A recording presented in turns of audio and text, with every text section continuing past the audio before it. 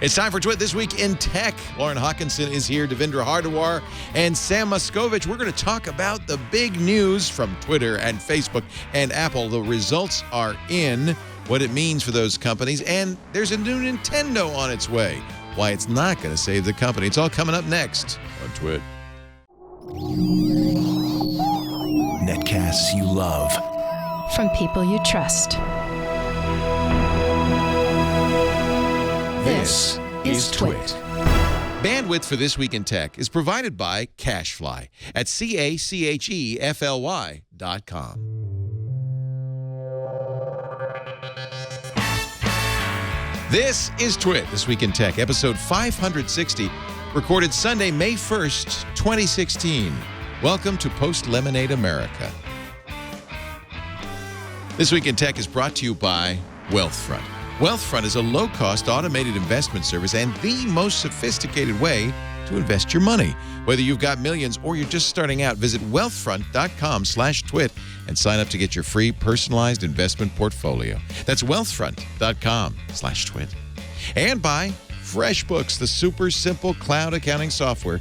It's giving thousands of freelancers and small businesses the tools to save time billing and get paid faster. Try it free at freshbooks.com/twit. And by audible.com. Sign up for the platinum plan and get 2 free books. Go to audible.com/twit2. And don't forget to follow Audible on Twitter, user ID audible_com. And by Carbonite. Keep your business safe this year. Protect files on your computer or servers with automatic cloud backup from Carbonite. Try it free. You don't even need a credit card at carbonite.com today. And use the offer code TWIT to get 2 free bonus months if you decide to buy. It's time for Twit This Week in Tech, the show where we cover the latest tech news.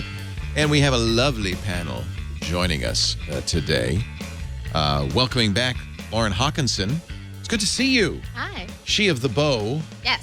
This time a lovely gold lame confection. Yes. Thank you. How many bows do you have? I am unsure, but I believe I have 6 of them in my purse right now. What? In case you thought maybe you wanted to make sure you matched my bow? You got to have options when you're going somewhere, and you never know if you're going to like switch between events. You got to have like your options. You need to switch them. Host of the Nothing Matters cast at Twitter, no matter. Never mind. You're the host of it, and that's what matters. On SoundCloud. Yeah. Good place to be. I think so. Also with us, Devindra Hardawar from Engadget. Great to see you again, Devindra. Welcome. Hey, always good to be here. Yep. I feel like I'm stealing the entire TNT lineup here because also joining us, his first time with us in this show, and it's about time. He's a regular on Tech News Today. Sam Machkovech. Oh, hello. Sam, am I saying it right? Machkovech? Not even close. No, Machkovech. But what I like is if I wanted you to try about 8 more times because then everyone would go, I remember that name. Right. That's really all I'm here for is name cache. Machkovech. It's appropriate to have you on May Day, though, because were you at the big event on the Red Square today? With the Red Square? Gorbachev and Khrushchev and no? No, I think it's Seattle, Washington. The only thing they don't do that going on is people enjoying recreational products. That's about it. Anyway, Sam, it's great to have you. Welcome. I'm really happy to be here. Thanks for having me. Yeah. Boy, I don't know where to start. This was we actually wanted to get Alex Wilhelm, your evil twin, on for the show because he covers the finance sector, and he was just too busy covering the finance sector. This was a big week for quarterly numbers. And I don't think we need to belabor them, but maybe we can, just touch the highlights. Apple sucks. Twitter is just dead in the water. Microsoft, forget about it. Pretty much says it all. No, there's more to it than that. Facebook's blowing up. Facebook is the king of the world. The king. Their numbers were incredible. They were what? 200% for the whatever income actually matters. That's unbelievable. They're non-GAAP. The Gap. Why everybody now does. So GAAP stands for Generally Accepted Accounting Practices, GAAP. In other words, like real accounting. And then everybody does non-GAAP numbers, which are phony accounting. And why? They look better. They look better because we're leaving out things like stock options and executive compensation. But that's part of your business. Yeah. I don't understand why they're even allowed to do non-GAAP, but okay. I didn't see this. Apparently you're wearing your kitty cat whiskers today. Are you wearing your invisible kitty cat whiskers? Is that... Yes. That's Michael. Michael did that. Michael O'Donnell in the back, the guy with the red suspenders. Stay away from him. All right. Are we all going to get Snapchat face by the end of the show? Apparently. Actually, that was the big story of the week. Snapchat face everywhere. You can't get away from it. Well, it's amazing too because I think the big thing about Snapchat and Snapchat filters is that now that you can not only swap your face with somebody next to you, but you can actually put somebody's face on your face, which has been used now to incredible effect by the Hillary Clinton campaign of all places. What? They're using now? They did a anti-Trump Snapchat, right? And they utilize this new filter on Snapchat that allows you to actually put anybody's face on your face. So they put like George Bush's face on Trump's face and Ronald Reagan's face on Trump's face. That's very savvy. Yeah, full of like packed in between like burns about policy. And I was like, wow, they hired at least someone who's 22 years old. Yeah. Well, Obama played it safe last night at the White House Correspondents' Dinner. He had a gag when he grabbed Michelle Obama's phone, made a plea about everyone joining healthcare.gov, and forgot to turn off the auto face filter, the joke being that a Satan face and a Satan voice filter came on. No, did it really? Yes, it was a great White House Correspondents' Dinner. He was pretty savvy. I did not watch it yet. But this is his last one, so he's a little loose, right? A little relaxed. Oh yeah, he let it all out. It was really intense. Yeah. Yeah. Gosh, there's so much to talk about. So is this Hillary's Snapchat? Her official Snapchat. Yeah, she was putting Bush's face on Trump's face. And, yeah. That's interesting. Giving an intern so much power, or some very young staff member. Yeah. Yeah, you got to reach the new voters. And do you think, though, that if you're a millennial, this sways you? This is like, oh, wow, Hillary's so hip. This seems like trying too hard. I don't know. The whole thing about the Snapchat faces is hilarious, too, because I don't know if you guys have seen the new season of Silicon Valley, but in the first episode, like there was a joke that one of these companies is spending so many resources to like put fake mustaches on people. That's real. That's what's happening right now, and that's like their most innovative new project. It was excellent timing, right? Yeah. And Devindra, just in case you're wondering, I have absolutely hired that team to work on this. Is 1.0. Yes. That's why it's a little fuzzy. But we're totally working out the tech. I'm really interested in the IPO, and I'm gonna have some interesting non-GAAP numbers to reveal pretty soon. Very excited.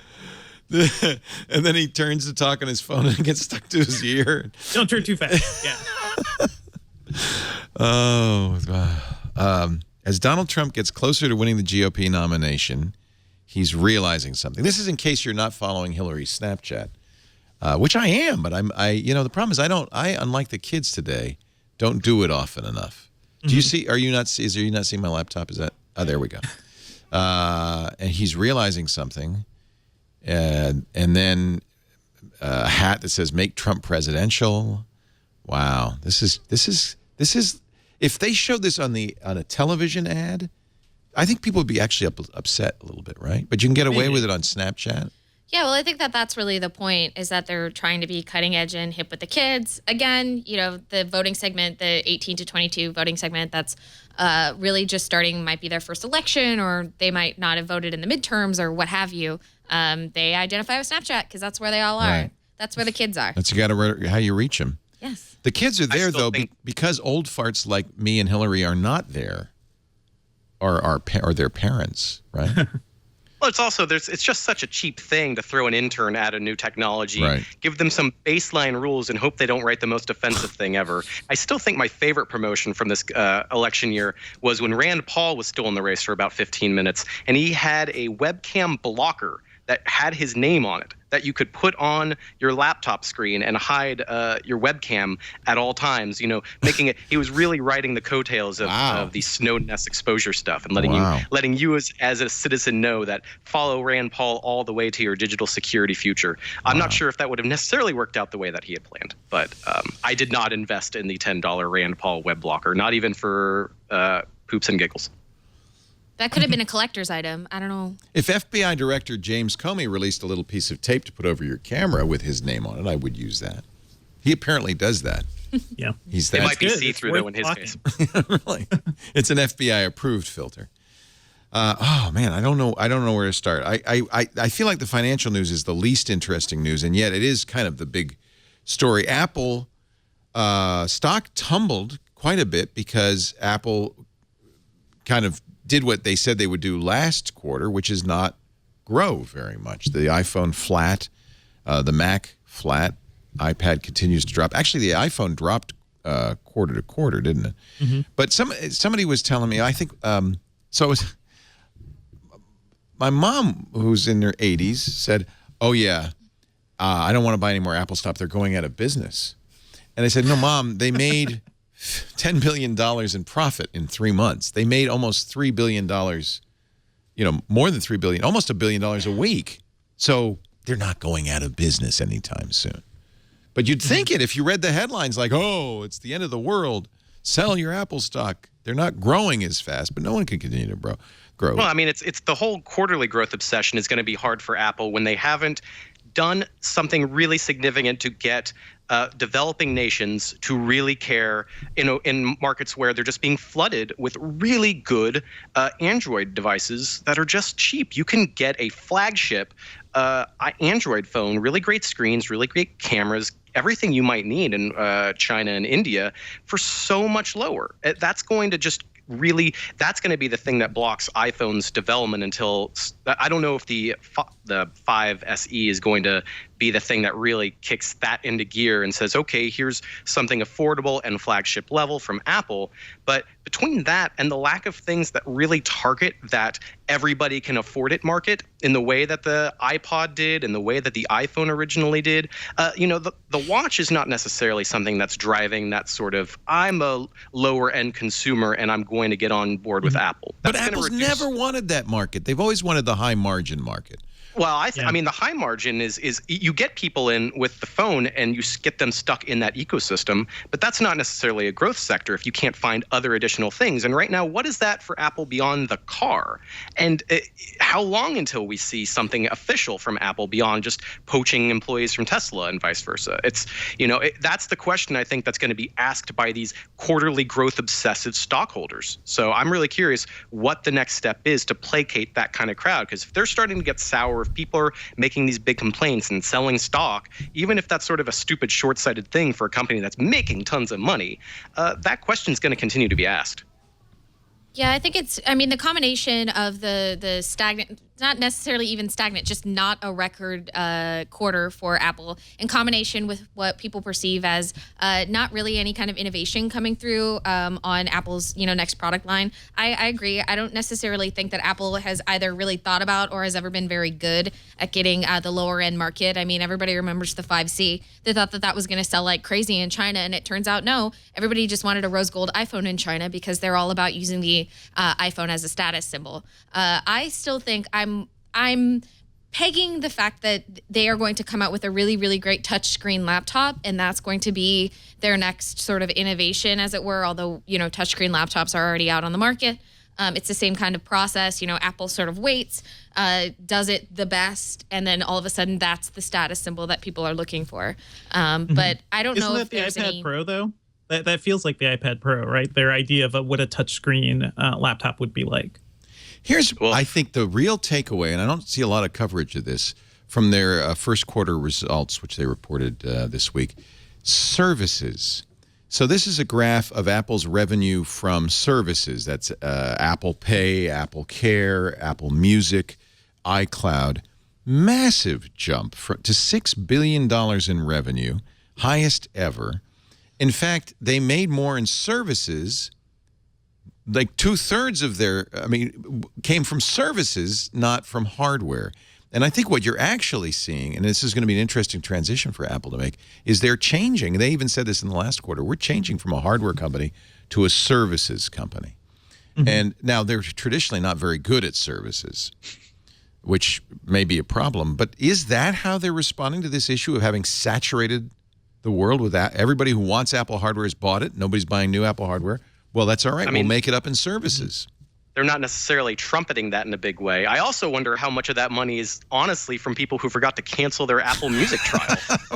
That's seriously the kind of thing. I had to set a reminder on my phone just to make sure I wouldn't get caught by it, because I'm like, I don't need a seventh one of these services. But yeah, that is a really good question. That's going to keep on expanding with everything that they put out, and that's going to be, as people are locked into the Apple ecosystem, if they do come out with a touchscreen computer that doesn't have an atrocious keyboard, the current MacBook, that's one of my biggest issues with it, then that could be the direction we go. But they've got to really speak up, because I know at Ars Technica, we just never talk about that. And that's certainly just not something that people are excited to talk about, these little microtransaction things, the money's there, but that's just not a sexy thing to talk about. I don't know. It seems inevitable that it would all grow too, just because more people are getting iPhones and stuff. So yeah, maybe now you have to pay more for iCloud. Maybe you need that storage for your backup. Maybe you got a new Apple TV and you're buying more stuff and renting more stuff. Like, it seems like with the proliferation of their ecosystem, people actually investing in it will increase. So I'd be interested to know, what was the thing that led to that big jump, though? Was it the new Apple TV? I don't know. I doubt very much it was an Apple TV. Yeah. I don't think that's sold like crazy. I love it, but it wasn't that. Yeah.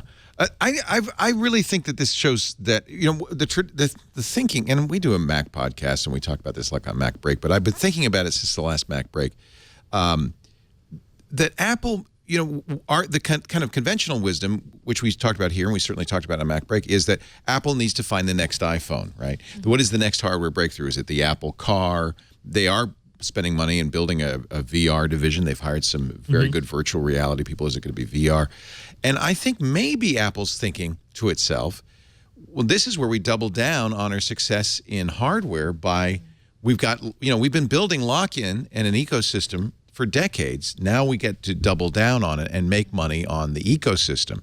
So as long as we don't need to make a cheap iPhone, as long as we have they sold 50 million iPhones in a quarter. It's not like they don't sell iPhones. They don't have hundreds of millions of users. And if we get each of them to pay $10 a month for Apple Music, that's a pretty good business. That's not a business to be ignored.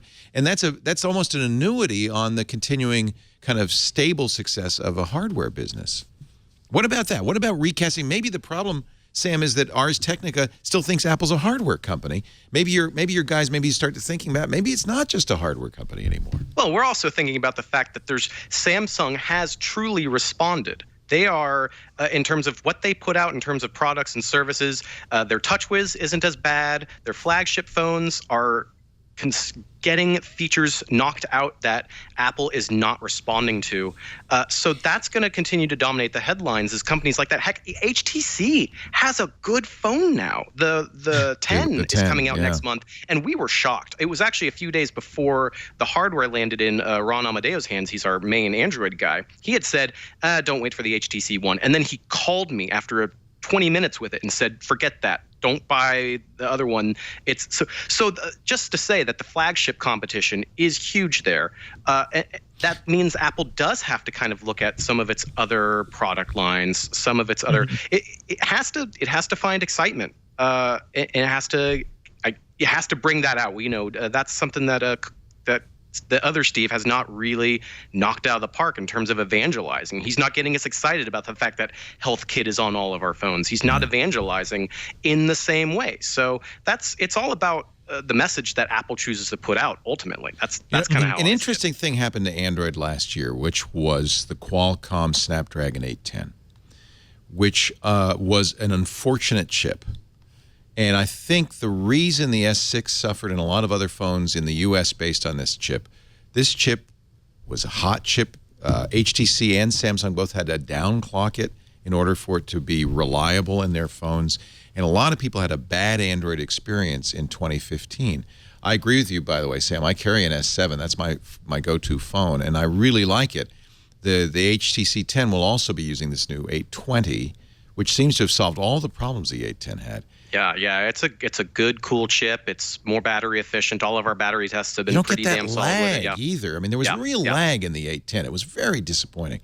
So that just shows you the difference in what Apple makes. They make their own chips. They make their own hardware. They completely control this tightly. They lock you into services.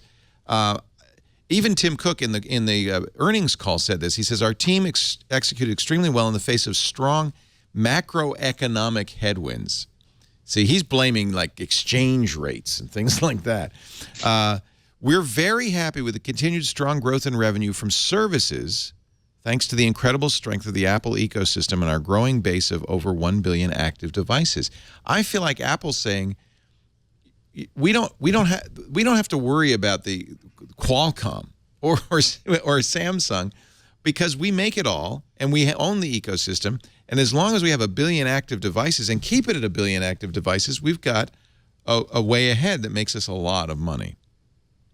That's a different Apple, very much so. Yeah, I mean, I don't think anybody was worried about them making money. It's more about, oh my God, can they grow? iPhone sales are dropping. Yeah. So that growth is slowing down, and that's also just a symptom of Apple being so freaking successful for 7 years now, like for so long. Like it's inevitable that this would happen. And yeah, we should probably, I don't know, talk about like the ideas or what we're hearing from iPhone rumors at some point. But I wouldn't be surprised if we don't even get like a major refresh this year, just based on everything we're hearing. Like it seems like more of the upgrades are set for next year. Yeah. So what does that mean for Apple? If you go a whole year with not another the 7, it's the 8, upgrade, right? Or whatever comes out in 2017. Or like I wouldn't be surprised if it's like a 6X or something like that, like another 6 upgrade. They're not tied to the TikTok, right? I mean, they don't have to do that. Yeah, they don't have to do it, but that would freak out investors a lot. Yeah, it's hard because what are you going to put in a phone nowadays that's going to be the next big thing in a phone? Samsung with Samsung Pay, I think, showed that they do have some legs in face of Apple Pay. The Samsung Pay actually works quite well. Every time I use it, the guy says, I use it at the airport because, it works with swipe machines. And there's still surprisingly a lot of swipe machines out there. I thought they'd be all gone by now. And I used it at the airport. The guy said, I'd never seen that. It works just like the ad.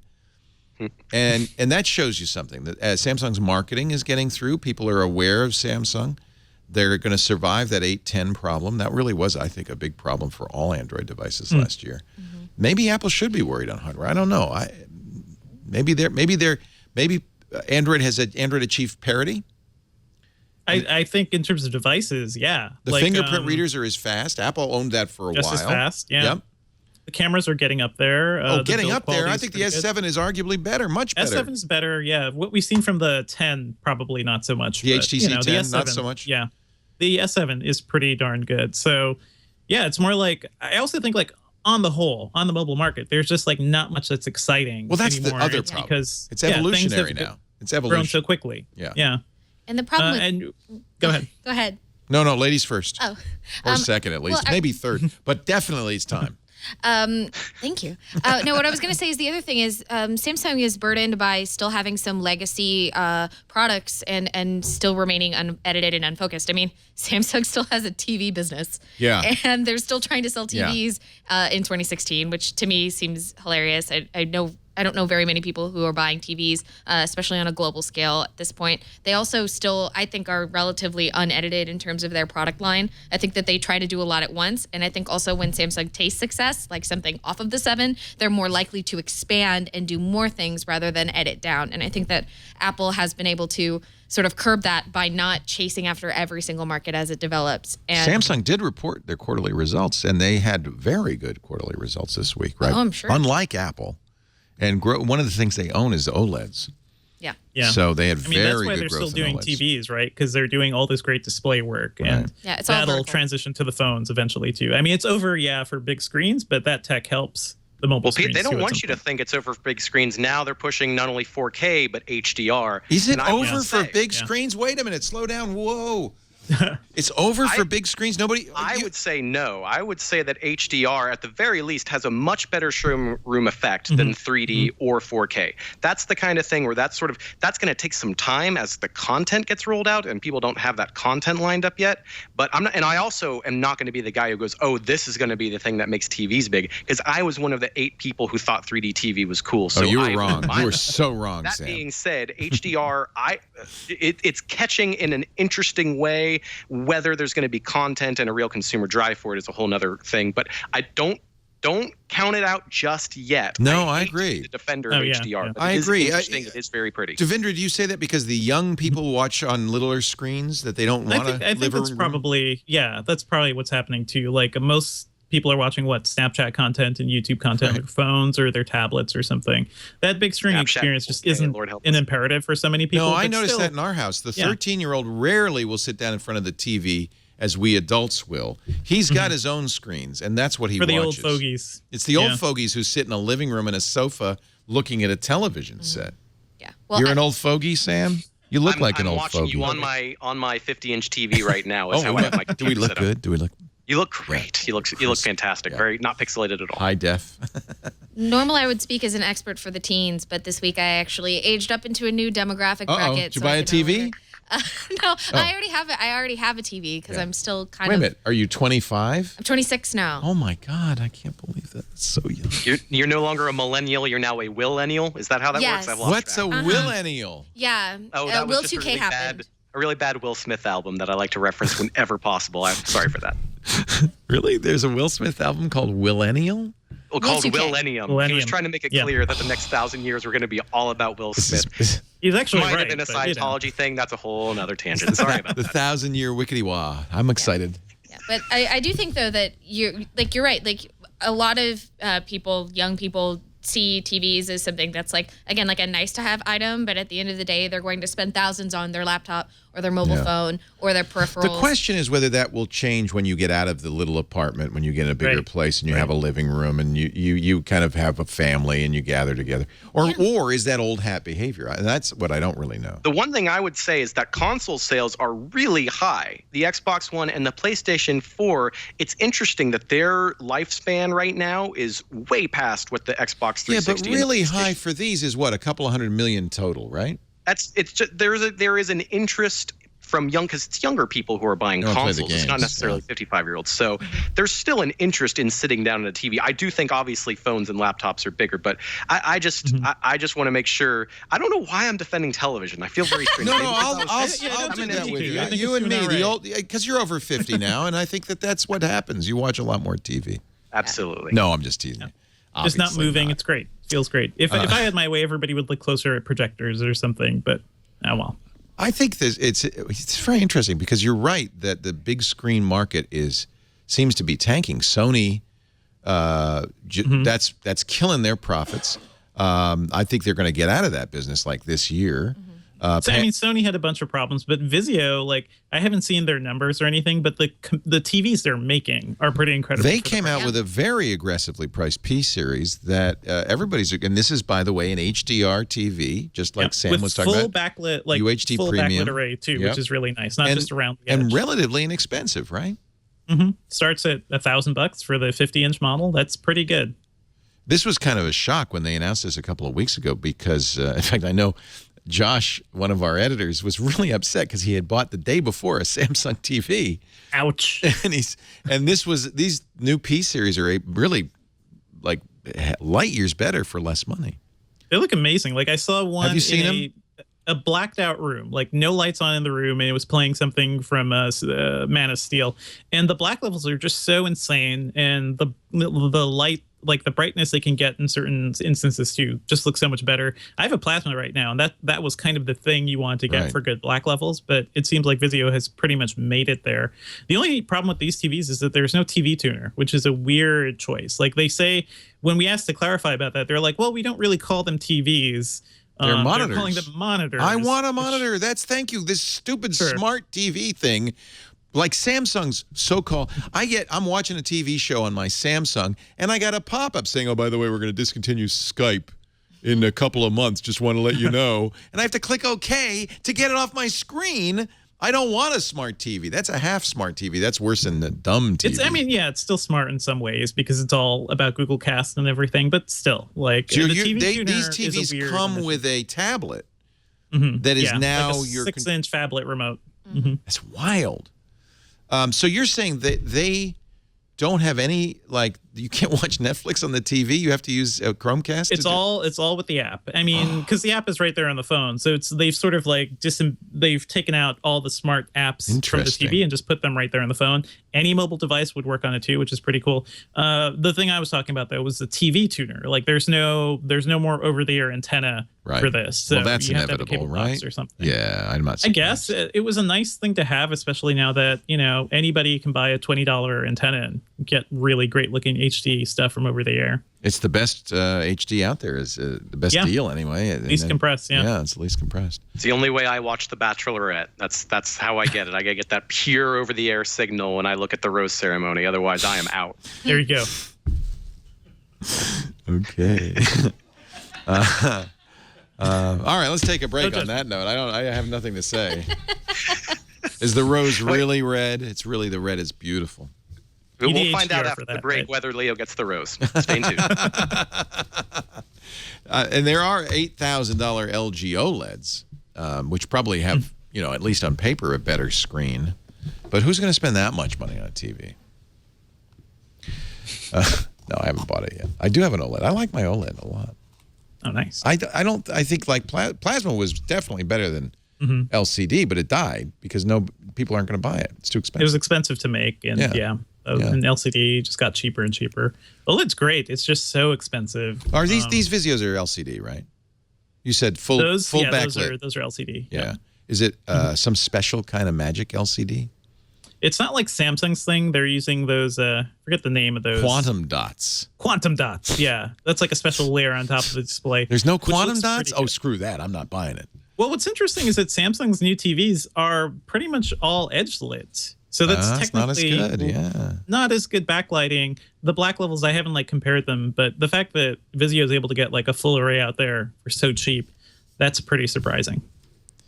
That's Devindra Hardawar, senior editor at Engadget. He also co-hosts Filmcast, talking about Filmcast. Slash film. Don't forget the slash. Slash Filmcast. Have you reviewed The Jungle Book yet? Because that was just... I did. I loved it. Isn't that amazing? Yeah, so good.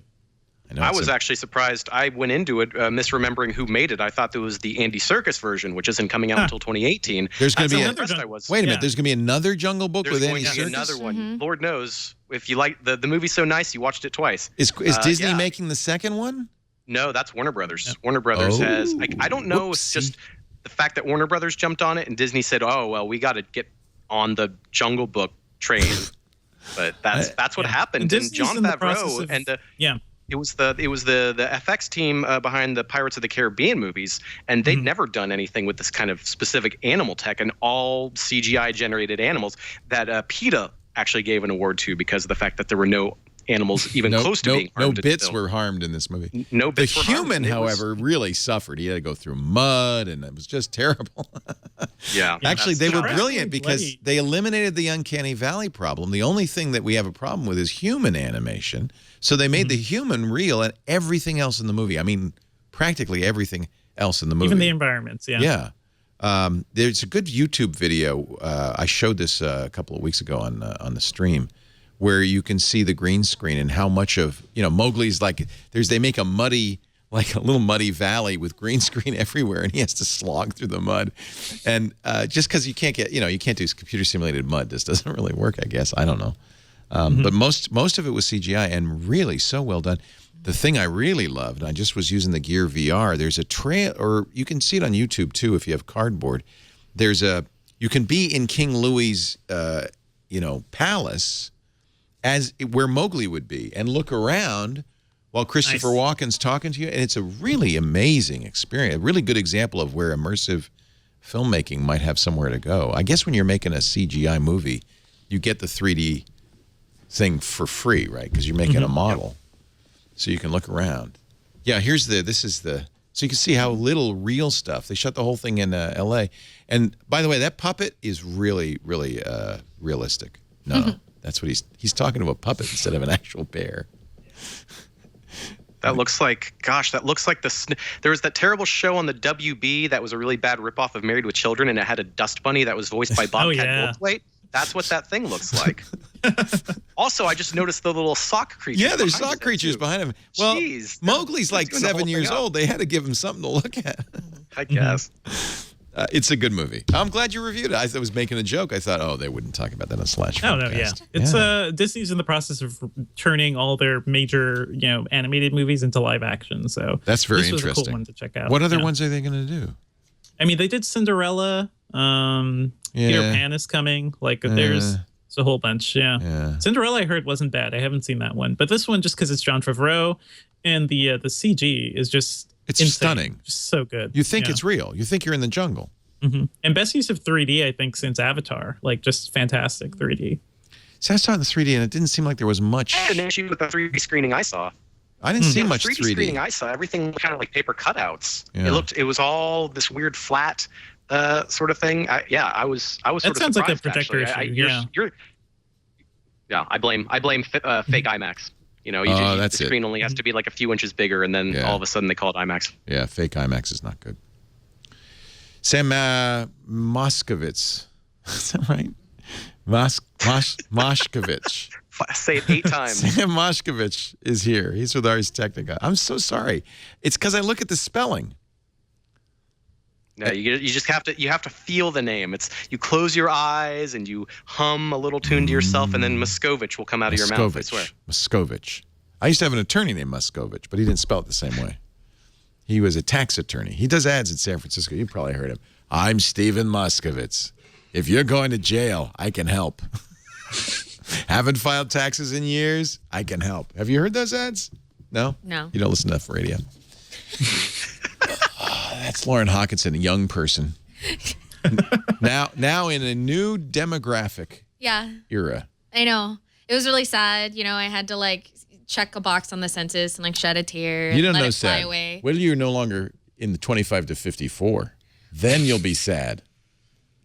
Yeah, well, yeah. In radio, we have a name for the demographic after 25, 54. It's 55 to dead. Oh. I'm in that demographic. Early bird special at Denny's? Yeah, 4:30. Yeah. Great. You get a deal. Grand Slam breakfast for $3.50? It's amazing. That sounds awesome. Oh, I joined AARP right away. Also with us, Devindra Hardawar. Did I mention you already? I think I gave you a double plug for Men Gadget. Yeah. That's cool. That's okay. We'll have more in just a moment. Our show today brought to you by Wealthfront. Now, see, when you're young, like Lauren, and you're starting out in life, it's the last thing you want to do. You probably don't even have a lot of extra money, is put money into retirement. Believe me, the money you put down in retirement is worth so much more than the money you're going to put in 20 years. It starts growing now, so it's really important to start saving for your future. You probably also want to save for a down payment on a house, and maybe, you're going to have kids someday, save for college. Long-term savings, it's important, but the question is, where do you put it? Do you put it in a savings account? Because that's you're going to lose money. They pay so little interest. Okay, you're going to invest, right? Are you going to hire an investment advisor? They charge between 1% and 3% of the money they manage every year. That's how much more you'd have to make just to break even. And that is not easy. So let a computer do it. Wealthfront. Computers only charge you 0.25% a year. That's nothing. And no commissions, no hidden fees.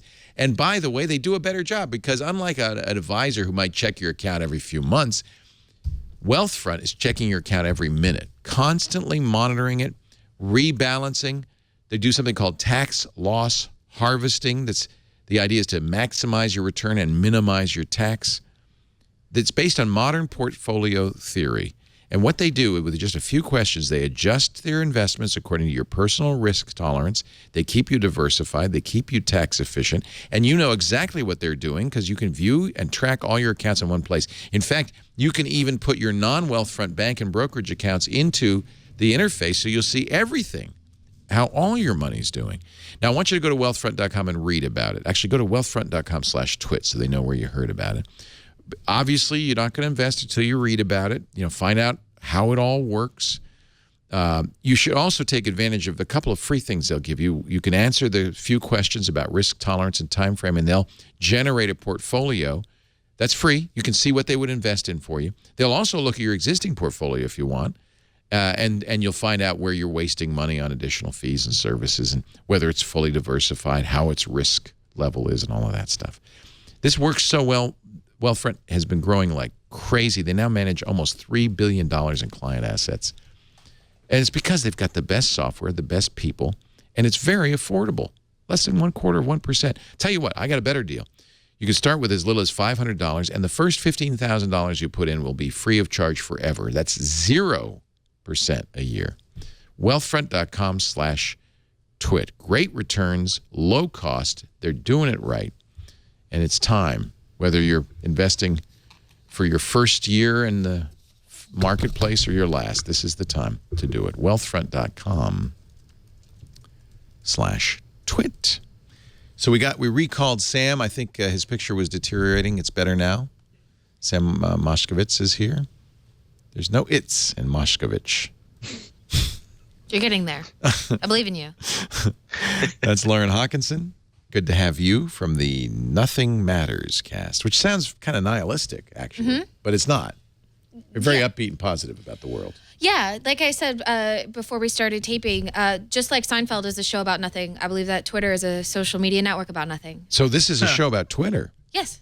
Interesting. Sounds like it's about Snapchat, actually, but I don't know. Yeah. Snapchat's so useless. Come on. Nothing. We're on all available, platforms for the kids. Snapchat, Instagram, all that. Tomo. Did you see that Chris Sacca, who's a big Snapchat investor, has made probably more than $1 billion on his investment? Did I say Snapchat? I meant Twitter. Said that Twitter is making a mistake because they're not paying enough attention to Black Twitter. He said that's really where all the growth and excitement is as African Americans using Twitter. And he says there's nobody black on the board. In fact, the person in charge of diversity at Twitter is a white guy. Which is not very diverse. Yeah, it's rough. It's weird because Twitter has they don't understand the platform at all, and that's really what he's saying. They have no idea problem. what they're doing. Yeah. Black Twitter is also magic, though. It really is. It's one of the best places to go on Twitter. How do I get to this neighborhood? I don't know.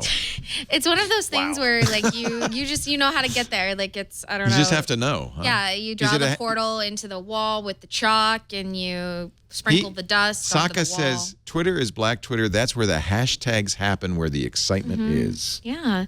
They had a really great week this past week because, of course, Beyonce released her new visual album and HBO special. Wasn't that something? That's amazing. It is amazing. Wow, it took a baseball bat to my that. brain. Yeah. Holy cow. We'll talk about that in a bit because she also, we can talk about it now. She's brilliant at marketing. Released the video. It's an hour long. It's almost a documentary as much as a video album, right? And released it, of course, as the show before Game of Thrones. Not a bad place to have. I cannot see it on demand now, though. I think you had to watch it then. It was limited time. She had it it was a one day only for the video version, and then you had to go to Tidal exclusively for streaming. I believe it's for sale on iTunes, though. Is that correct? Isn't that weird? So her husband Jay-Z owns Tidal.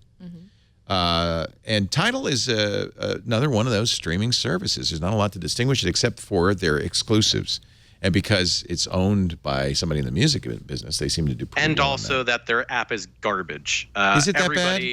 Everybody at Ars Technica struggled to get and maintain the stream across many different devices. So perhaps there's a sweet spot where Tidal is just great. But aren't they streaming CD quality? Yeah, they're doing FLAC. They're doing lossless, uncompressed. Lossless. Well, that should sound a lot better. That was one of their big teases from the very beginning. Yet no Neil Young music, weirdly. Well, it sounds great. I mean, I had to re-download Tidal after the death of Prince and got Lemonade sort of rolled into the. Did they have an exclusive on Prince as well? Yes, Prince moved his entire catalog over there. I believe that he has some select songs, specifically from Hit and Run 2, available on Spotify and some other places. How about Tay-Tay? Is she over there? Yes. Okay. She is. But so do they give artists more money, or is it the relationships that Jay-Z has? I think it's probably a combo of both. But the problem is, it doesn't matter if you can have, a lossless stream of Prince's 1999 if it skips and pauses. And that's my problem, is that I always have to look up and question whether or not my internet is working, because for some reason the stream will just that's stop. very frustrating. It's like the authentic record playing experience. You got to have those skips in there, you know. Yeah. Well, but then Beyonce's brilliant, because they only had a 24-hour exclusive before she went to iTunes to sell it. So, and of course, if you're a Beyonce fan, you're going to buy it, right? So, very 24 hours before Game of Thrones too, and also tying into HBO's free weekend. Like, this is like perfect. Layer upon layer of marketing, working together.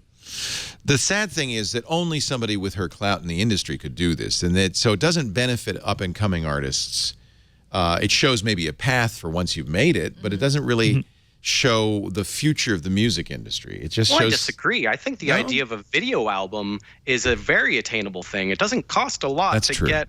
Even your smartphone should probably have a pretty decent camera. But nobody's going to watch it. I think that's the thing. Why not? There have been lots of like indie videos being produced, but yeah, it's the audience that you really need to fight for. It may push kids who are making music now over the next 5-6 years to really experiment with video albums and even virtual reality albums. Who knows what's to come? And I think it's unlocking not only that as a form, but also I think for Beyonce as a woman and a person of color to come forward and say, I'm going to make something top to bottom and control it.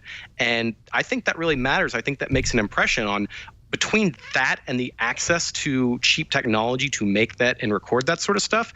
That will have an effect down the line. That does splash down. Also, I did look up the amount per play. Google Play actually pays the most at 73 hundredths of a penny per play. Tidal right next to it, 70 hundredths of a penny. Beats is 30 hundredths of a penny, 3/10 of a penny. And then Rhapsody, Apple Music, Spotify, something called Deezer is a thing that exists. Deezer's big. Deezer's big in France. Something called Deezer? Something called Deezer. Deezer's awesome. Deezer was another one of the CD quality streaming services, right? And it's French? French. But owned now by Tidal, or no? Who bought Deezer? Or is it the other way around? No, Deezer bought Stitcher. I'm sorry. It's hard to keep track of all this. Yeah. So Deezer's is separate. But you said Google Play's #1, and then who's second? Deezer? Tidal? No, Google Play and Tidal are right next to each other. They essentially pay the same. And for then Play. Deezer. A tiny bit more for Google Play, and then Beats the chart. I would show it to you, but I don't know that it would pick up on the screen. Is 3/10 of a penny. But maybe they're not charging enough to keep their servers going. Right? I mean, if you don't have good quality service. Well, it's unclear. I find that it's unclear to figure out exactly what's going on. I don't know if it's a bug in their web app, if it's something with the server. But that's the problem when you have technology companies like Apple and Google that you're competing with, who do know how to run servers, who do know how to make software. Except I will say that the Apple Music experience is infuriating on several levels, to the point where I have often yelled at my phone because I just want to be able to play music that I already own, that I already put on my phone, and I don't want to log into the internet to do that. Yeah. Right. The way they shove that in with the local library is insane. And I don't know, it feels almost like monopolistic in a way too. Like, remember when that first launched, the first thing that happened when you launched the music app was like, oh, sign up for Apple Music, instead of just like getting to your tracks. By the way, you go to Tidal.com, there's no question who has the exclusive on Lemonade. I mean, that is right in your face. Stream Lemonade, download Lemonade. And you get Apple Music, definitely. When we were just talking about Apple being a services company, there's a reason why we don't talk about it. And one is that Apple Music launched like a plopping something or other and never really gained up. I can't think of any really mind share. I can't think of anyone I know who says, oh, yeah, Apple Music. But don't they have a huge advantage if you're using an iPhone? It's on the iPhone. It's there. It's just it's the default. Spotify is not that No, you have to download Spotify.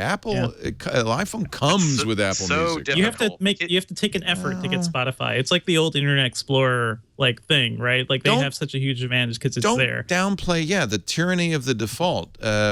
I think having it on I expect, despite the fact that anybody, including this panel, who uses it and compares it to the competition realizes it's an also ran. Yeah, it'll be the uncool but probably usually profitable because it's there, and it'll continue to grow bit by bit, I imagine. Yeah.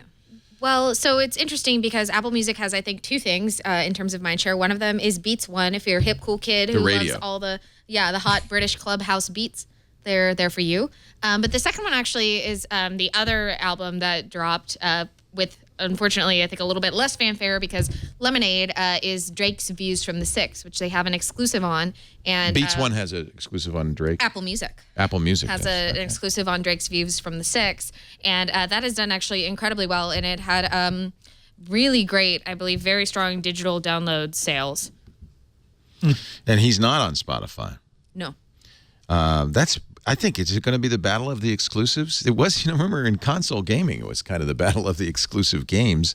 Yeah. Is that how we're going to determine a winner in the streaming music? Until Tidal runs out of money anyway. That's, to me, the real problem. Ultimately, I've mentioned this before, is the record industry decides who survives and who doesn't because they just squeeze. And I believe that the streaming music services that will survive will be ones that are affiliated with large companies like Amazon, Google, and Apple, because they don't have to make money. They're add-ons for companies that make money in other ways as well. And independents like Deezer and Tidal and even Spotify, I think are going to struggle. Pandora's struggling. Pandora says they're launching a streaming music service as if that's going to somehow save them.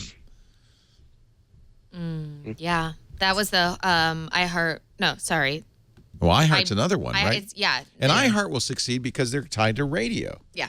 And so, that's Clear Channel. And a disclaimer, I work for them during the weekend. I do a radio show there. I think they'll survive, again, because, the record industry is not going to put them out of business. Mm-hmm. Yeah. And I think ultimately the record industry is going to decide who survives and who doesn't, which is a sad state of affairs. Mm-hmm. Drake, big? Like Views is do you think that's going to drive as much traffic? Views from the Six? Yeah. Well, it's done incredibly well in terms of sales. I don't know if they have any initial numbers out. But of course, this is, I guess, his little tiny triumph because, of course, Hotline Bling got totally screwed by Billboard charts because they did release it as an official Apple exclusive. He put his video on there. Everybody was streaming it. But the problem is that Billboard doesn't count streaming plays from Apple or Apple Music. So as a result, he ended up missing out on the week that he was supposed to get his first #1 hit on Billboard. And then the next week, Adele came out with her new album, and he just got totally owned. So maybe this is the week. Poor Drake. It should be good fodder for his next record. Yeah, right. You got to suffer to be an artist, don't you know? Yeah. Beyonce was suffering. Man, don't get in the way with her and a baseball bat. That's what we learned. Holy cow. Mm-hmm. I was watching it with my wife, and it made me very uncomfortable because it's, of course, about infidelity and about Jay-Z stepping out on Beyonce, and as a result, she burns the entire back lot at MGM to the ground. Yeah, it's an interesting. My wife's looking at me going, I have a baseball bat. Just keep that in mind there. I think a lot of husbands probably were a little made uncomfortable by Lemonade. No? I don't know why I'm asking you, Lauren. Yeah. Well, okay. As a woman. As a woman. As a token woman. As a woman, as a confirmed woman. Yeah. I think that the big thing, of course, is the fact that Beyonce is a public figure and a powerful public figure, and her husband is powerful, and to some extent, her father was powerful. Right. As she talks a lot manager. about her father in Lemonade. Isn't that interesting? Yes. Yeah. Well, he is also. He put Destiny's Child together. Yeah, really. And his infidelity was the reason why she ultimately separated from him as a manager. Right. So the idea that she can basically go to them and say, "Hey, so I'm going to make a whole record about you, and I'm going to talk about it, and you can participate if you want, but otherwise, I'm cool. And I'll give you the exclusive." So that's okay, right? Yeah. Everybody at your streaming music company will know how much of a dog you are. Oh man. Wow. But it's intensely personal. I have to say it's great. I'm not sure about the music. It's different. It's a great video. Mm-hmm. I'm not sure how I haven't listened to the album as a musical. Oh, the album's fantastic. There's actually the extended version of, oh goodness, I forget the name of the one, but it's the one that Jack White's on. It's got this incredible full band organ line thing going on. Oh, I love that song. I didn't know Jack White was there, but that makes sense now. He's on the album version. I found very interesting how the week kind of transpired as lemonade trickled down, as it were, and the conversation about the line "Becky with the good hair," and a lot of people immediately jumping to the wanting to know, there's a person, her name's Becky, who is it, just missing, and then right over their heads about what is really being talked about. Right. And I thought that it was really interesting to see the Twitterverse essentially stand up and say, you guys are missing the point. There's a lot of cultural conversation that you may have missed out on. How interesting. Yeah, Black Twitter with the assist. Yeah, and it kind of lined up with the SNL skit from a while back of white people freaking out because they realized Beyonce was black. But it was truly this interesting conversation about standards of beauty and how black women are and aren't attached to them. It was very political. It was very good. I just thought it was really interesting to see eyes open up as the week went along. I think there's still just... And that happened on Twitter. Anyway. Yeah, it was. All over the place, but yeah, it was absolutely something that this, because of the limited nature and the streaming exclusivity, there was a drive, there was a passion for people to find out, and then on top of that, the story of this idea of who is Becky. Becky's kind of the concept. Let's talk about it. Let's have a whole social media world to talk about that. I think that is such a cool thing about pop music now that would not have happened in the mid-'90s when Destiny's Child was having to attach to Wyclef Jean for anyone to even care that they existed. Yeah. You can't put Black Twitter in your trend No, locations. but you can actually search for Today in Black Twitter. It's curated by Mark Lucky, who is a former, I believe it's Today in Black Twitter. Is it? Yeah. Hashtag Black Twitter, daily digest of the latest hashtag Black Twitter discussions. He has a whole Mark S. website Lucky. now that's blktwitter.news. Interesting. Or todayinblacktwitter.com is the other one. And he was at Twitter for a long time, was an advocate of diversity at Twitter, and he was working, I believe, in their news department. And he just was so interested in the conversations that were happening on Black Twitter that he created this website that basically follows memes, news stories, pop music. Is this photos. empowering, or is it segregating? I think it's. I don't understand why he's segregating. There's no gilded gate to access this. No, that's information. true. Follow. The only difference is okay, maybe your feed is not as colorful as maybe it should be, and that makes people aware of okay, maybe I should be following and so it can be inclusive. Retweeting people who are more diverse too. It can be inclusive by adding diversity to your own stream. Yeah, this is a visibility thing. I think that's really important. You know, the idea that you have heard about, for example, you said I heard about Black Twitter, but how do I get there? Right. And the idea that he has this website that can say, hey, here's some, here's some things you can follow. Here's, some parts of the conversation that you may have seen or may have missed or you need some context for. That's all visibility, in my opinion, and I think that that's really powerful.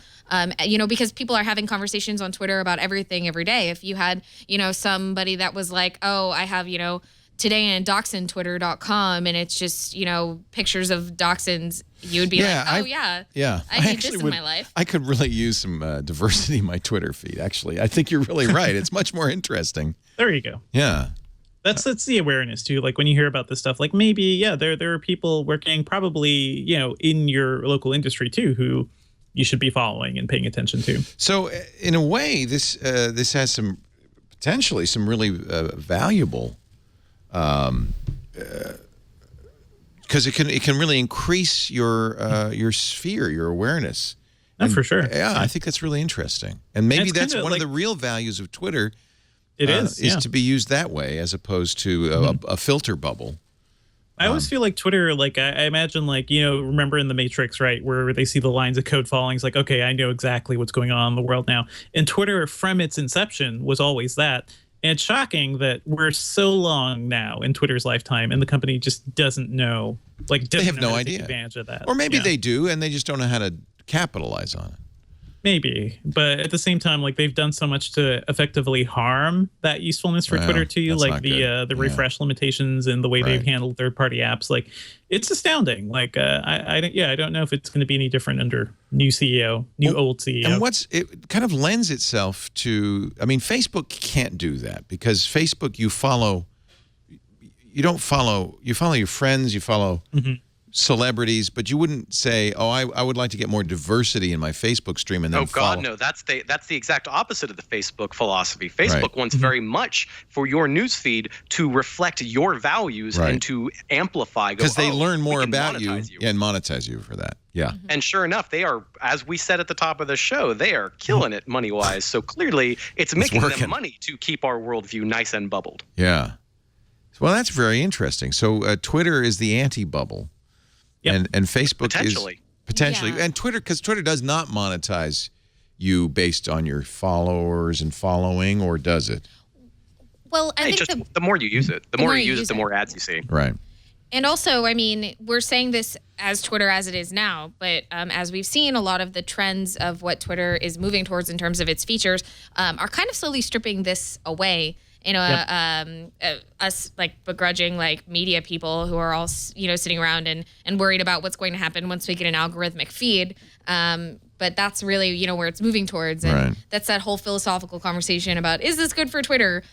Which is not entirely linked, but it certainly plays a part in the fact that, you know, Twitter has been spending a lot of time trying to make these features to try and get more people on it. And maybe for some reason, you know, there's a disconnect between what people envision Twitter is and what Twitter wants Twitter to be over time. Well, I'm glad we had this little conversation, because I think that it's opened my eyes a little bit. And I hope that Twitter, you know, it's clear Twitter has value. But when we were before the show started, I said that's how I found out Prince died. It was, and what's interesting is I was looking at GNU Social because I wanted to see alternatives to Twitter. And there's an open source, you know, it was based on Statusnet, GNU Social. It's just a bunch of geeks. Nothing's going on. Yeah, and that's your closed environment, by the way, Leo. That's like where that's a bubble. It is a bubble for sure. You know, it's not a racially determined bubble. It's more like I don't know what. It's a geekily. But which is also a racially determined bubble. Yeah, I guess unfortunately it is. But so I was looking at it and I thought, well, I want to compare this to Twitter, and I opened up a window on Twitter. And I saw Prince had died, and I immediately closed GNU Social. I haven't been back. It's like Twitter is where it's happening, where stuff happens, right? I think that's really... Well, it's where the people are, the stuff is going to happen. And that's going to depend country by country. I mean, you go to Japan, it's completely different social networks. So, people have not given up on Twitter yet, but Snapchat may very well, for a particular audience, that could be a shift that really happens in the next 2 to 3 years in terms of that audience could really gravitate as friends tell friends, and they kind of flock to the way that Snapchat sort of groups together by these friend groups and has these sort of specific citywide geolocation feeds. But for now, Twitter still has the foothold. Twitter still is a way for a broad spectrum of ages and voices to speak out very quickly. And speak to one another and communicate with each other, which is huge. Right. Yeah. I had, for a long time, I kind of had this notion, the better social networks are the smaller ones because they get so unruly when they get big.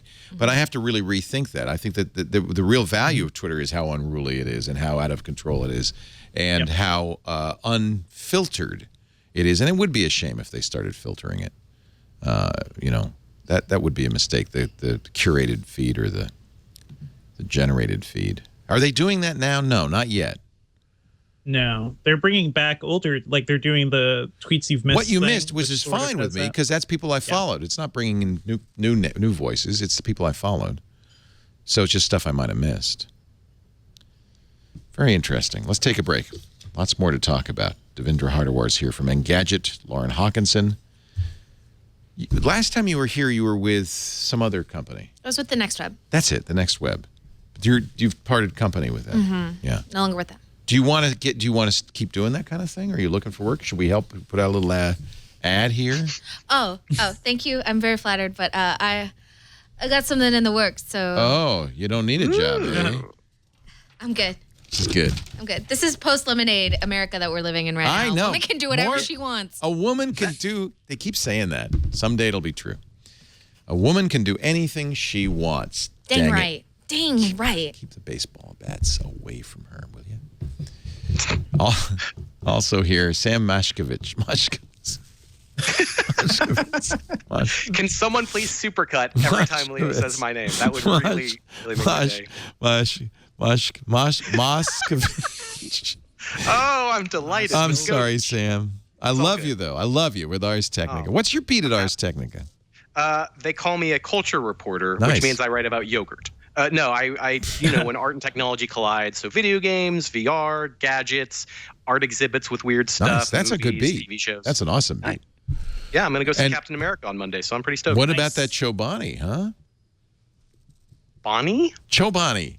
The yogurt. Chobani. The guy gave stock to the entire company. Like, made millionaires out of Chobani. He gave away 10% of the company to his Don't even think that is not happening. You brought it up, Leo. Yeah, Leo. Way to go. That's yogurt. Way to crack that yogurt cup open. Don't eat. Don't. No. I'm giving you all yogurt. That's right. You get yogurt already. Free yogurt. It's in the fridge. You get yogurt. You get yogurt. Look under your seat. There's yogurt there for you. If everybody who wants yogurt can have yogurt. I don't want yogurt from under my seat. That sounds bad. Ooh. You. What? I was doing an open. What was the show where there was a wedding and they were going to have release doves, and they said everybody should look under their seat because we've put doves in an envelope or butterflies. It was butterflies in an envelope to release. And then they realized, oh, we didn't put them under the seats. We put them on the chairs, and everybody squished their butterfly. Am I dreaming? Did that actually happen? Like that's like an urban legend. Scenario. I think it was a sitcom. Leo, you're having an acid flashback. Could be. What else you got? Come on, it happened. It happened, really. That episode of MASH where everyone died. What yeah, else? they all died. Our show today brought to you by FreshBooks, ladies and gentlemen. If you are a freelancer or you do your own invoices, you know that that's not the reason you got in business. I didn't get in business to do my books. No, unless your business is accounting. And then you're doing somebody else's books. I bet you even people who have accounting businesses hate doing invoices. No one likes doing invoices. But I found out something about invoices when I was doing it. If you don't send them out, you do not get paid. This is not a good situation. So let's really face it. If you're focused on what you're doing, what you love, and I was, you also have to do the bills at the end of the month. You got to send them out. And that's when FreshBooks came along. I was so happy. This was back in 2004 when I was going to Toronto every month for a week to do shows. I kept putting off invoicing them, which meant I didn't get reimbursed for my expenses. I didn't get paid. Well, it had to be in Canadian dollars. I had to do the conversion. It was just a pain. Then I found FreshBooks, and I loved it. It saved my life. It made it easy to send invoices. Professional-looking, good invoices that actually get you paid faster, because on every email invoice, there's a button that says, here, pay Leo right now. And you know what? It turns out your clients don't like paying the bills any more than you like sending them out. So make it easy for them. You get paid, on average, 5 days faster. That makes a big difference. They also have some new features that they didn't have. I would have loved this. For instance, project deposits. That you can invoice for a payment up front while you're kicking off a project. That way it doesn't come out of your pocket and you have to wait for reimbursement. You get lots of information. The reports are great. Your accountant will love that when tax time comes along. And you can even see whether or not an accountant has even looked at the invoice you emailed, let alone paid. And if they haven't paid, they handle this automatically with these nice little polite reminders that get less polite over time. They make sure you get paid. It's just a part of what FreshBooks can do. If you work in people's homes, you can use the FreshBooks app on your iPhone to present them with an estimate, present them with the invoice. They even have an EMV chip card enabled reader that you pop in there and you get paid before you leave. Stuff like that is awesome. FreshBooks. Find out about it by getting it free for the next 30 days at freshbooks.com/twit. freshbooks.com/twit. Do not get into the accounting business unless you love it. And even if you do, you're going to love them doing the invoices and the reporting and all of that. Freshbooks.com/twit. Try it free for 30 days, and don't forget to say, I heard about it on Twit when they ask you. One thing on Twitter, Michael O'Donnell's posting great pictures on Twitter. Thank you, Michael. Michael's become the Silicon Valley photographer, hasn't he? I mean, everywhere. Hey, Michael. He's everywhere. Devindra says hi. Yeah. Great. I love this. And he's doing, what are you doing, Photoshop while you're shooting? How are you doing that? You do that on the camera? Wow, he's got a magic camera. Or else Lauren Hockenson has a magic fingers. Michael also has the best Twitter account, speaking of Twitter. Yeah, follow him on Twitter. That's awesome. Just @photo. Yep. What is it? At Photo. It's just at Photo. How'd you get that? That's insane. Did you have to? You got it before they launched in 2006. 2006, you got it. Wow, nice. Apple Watch. 1 year in. What is our decision? You actually are quoted, Devindra, in this Engadget Roundup. They went to all the editors, Matt and Edgar and Chris. Those of us who had the Apple Watch, basically. So not everyone. Not everybody. I agree, by the way, I agree totally with your take on it, Devindra. You said the best thing I can say about the Apple Watch is I still wear it, but I wouldn't necessarily recommend it. But if it's one of those things that you get something, and I've always said this, I don't feel like it's changed the world, but I see enough people still wearing them, not me, but it's enough people. You say, I still can't recommend the Apple Watch. It's a device for a particular lifestyle of digital addiction. By its very nature and price, it's not just for everyone. But it's not an outright failure. They've sold a ton of them. They sold a bunch. Like, I think the fact that they sold more than the iPhone did in its first year, that's interesting, especially because the Apple Watch, this is a device for a limited market, right? It's only for people who have iPhones. I'd agree. So, that's the fact. Well, and even a subset of that market. It's not everybody who has an iPhone would love an Apple Watch. Exactly. So, like for a new device that's targeted at such a subset of users to sell that much, I don't think it's a failure, but I do think like everyone is right to complain that it's not as useful as it could be, because there's there are a lot of things they could do to make the next version better. I just really like it. It's my lifeline during the workday because it's great. It's I'm on the subway, I can see updates, I can see a lot of things without pulling my phone out of my pocket. But yeah, I'm a very weird edge case for computer usage. Apple does not reveal sales, but people have figured out with clever like Slice looks at actual deliveries and stuff that they've sold around 12 million. But what's really interesting, they have more than half of the wearables market share. Now, that's gone down. They finished Q1, according to Strategy Analytics, with a 52.4% market share, down from 63% last quarter. Well, it's not surprising that they can get up on the wearable market share when the wearable share, as Devindra just kind of said, is sort of an edge case. It hasn't been this leading thing where people have been just going out in droves to get smartwatches. I see a lot of Fitbits, though, right? Absolutely. Fitbits are the perfect price spot. If Apple really wanted to, it's kind of funny that Microsoft thought they might have a good idea by releasing their own fitness band, but they completely balded on the fact that it's the price, stupid. Like if they could have gotten that down to $100 and have it really limited and then have some step ups. I mean, gosh, this is the company that made like 5 different versions of the Xbox. You think they could have done the same thing with the band, but they didn't. It's funny, they had the same issue with the band as they did with the phone, right? It was several years too late and it was too expensive, and nobody needed that from Microsoft at that point. Right. Even though it's a good product, but if you just don't have an entryway to it, you're not gonna beat Fitbit. You're not gonna beat that $99 thing that combines your watch and some very basic tracking, and then hooks you into wanting to get, I'm going to need the heart rate monitor, so I'll go ahead and get the $141 one next year and all that sort of thing. So I actually wear a Fitbit Blaze and I love it. Yeah, that's $200 though. That's getting in. Was that your first Fitbit? No, far from it. I got the exactly. Yeah, that's like my 8th Fitbit. Works. Yeah. Yeah. They get you one like, goodness, that heart rate monitor is going to make my sleep tracking that much more intense and specific and blah, blah, blah. Well, and 5-day battery life. And, because they have such good battery life, the Blaze monitors my heart rate all the time, not just when I say monitor it. So I know what my resting heart rate was, which the Apple Watch never was able to tell me. It gives me some notifications. My phone rings. Have you ever considered putting biometric feedback on the show? Have you ever seen this where people on YouTube will do tasks and then have the heart rate at the bottom? Oh, dude, we did that 10 years ago. I wore a special shirt that measured my EKG while I was doing the screensavers in 2000. Leo, I like to think you always wear a special shirt. I have a specially censored shirt that contacts my physician anytime I go into fibrillation. Very good. But actually, in some ways, it's really interesting that this whole quantified self movement got so much attention and really does so little.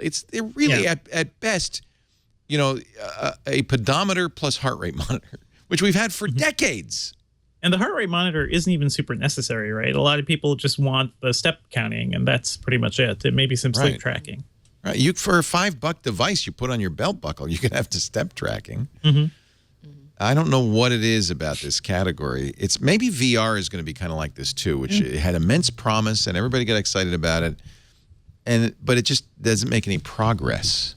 I think though that VR is coming from it from a different angle, though. I mean, okay, if you think about it, I this sounds very weird, but I like to think of the quantified self movement a little bit like Pinterest, which it is not only grabbed early adopters, but it's grabbed like this segment of like women, like 30s in the Midwest who just love, tracking sleep, or they're using it as their step counter to get through the day. Like, my mom doesn't care about VR, but she loves talking about her Fitbit, and she loves like plugging it in and like looking at her data and feeling fancy about herself. Yeah. And I think that that's like really important. It's really attracted this like segment of people that normally don't hop on to tech trends in quite the same way. And I think that that's the really important and signifying piece of the Fitbit. That said, I don't own a Fitbit, and I received an Apple Watch as a very thoughtful gift. Do you wear it? I don't see it. I'm not wearing it today. But you do wear it. Yeah, I try to wear it usually on weekdays when I know that my wrist isn't going to be really sweaty. Right. Which it's not good. No, but what I'm going to say about the quantified self movement is that having the phone changes everything. We as super geeks are very likely to get some sort of crazy body tracking device and then run to our computers, install all the drivers, get all the software, deal with all the quirks of how the crappy interface shows everything. With a phone, boom, you've just got a little bit of Bluetooth, and that's kind of the secret for getting that penetration, which is sort of what I think Apple thought would happen with the watch, that you have this life assistant device that you're always using. The watch is going to play so nicely with that. As when that price comes down, when they can get the watch 2C or whatever, put the letter C in there and make it a cheaper one, and make it, really limited, but still sort of hook in and look cute. I think that's going to be the beginning, because once you really factor in, I have this assistant sort of thing that really plays well with the thing that I could not live without, then that's what starts driving. So it's not that the Apple Watch certainly isn't a failure, and it has room to grow.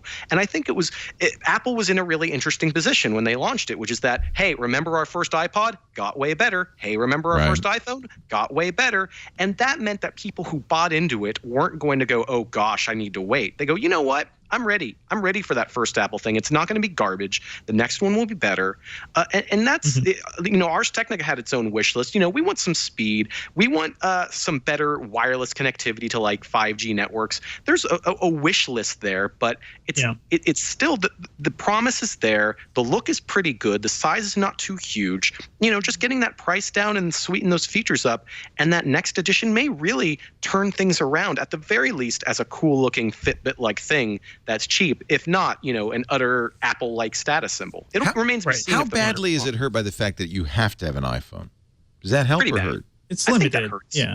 Yeah, it's super limited, and it's like, it's funny too, because it sounds like the iPod didn't take off until you could run it on Windows. Oh, absolutely. That's sort of, yeah.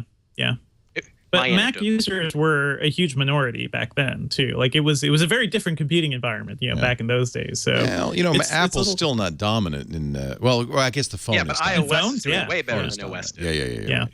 It's what's interesting to me too is like, I think the biggest upgrade for me wouldn't be a hardware upgrade or anything. Just like make Siri work better. Siri is this thing Apple's been selling us for years, and it still has trouble understanding me and hearing me. Yeah, I feel like sometimes it's getting worse. And I feel like for a watch, just like nice voice commands, if I hold my wrist up and nice? I tell it something, if it happened instantly, that would be a really fantastic way to sell the Apple Watch. And you wouldn't even need new hardware for that, really. You just make Siri work better.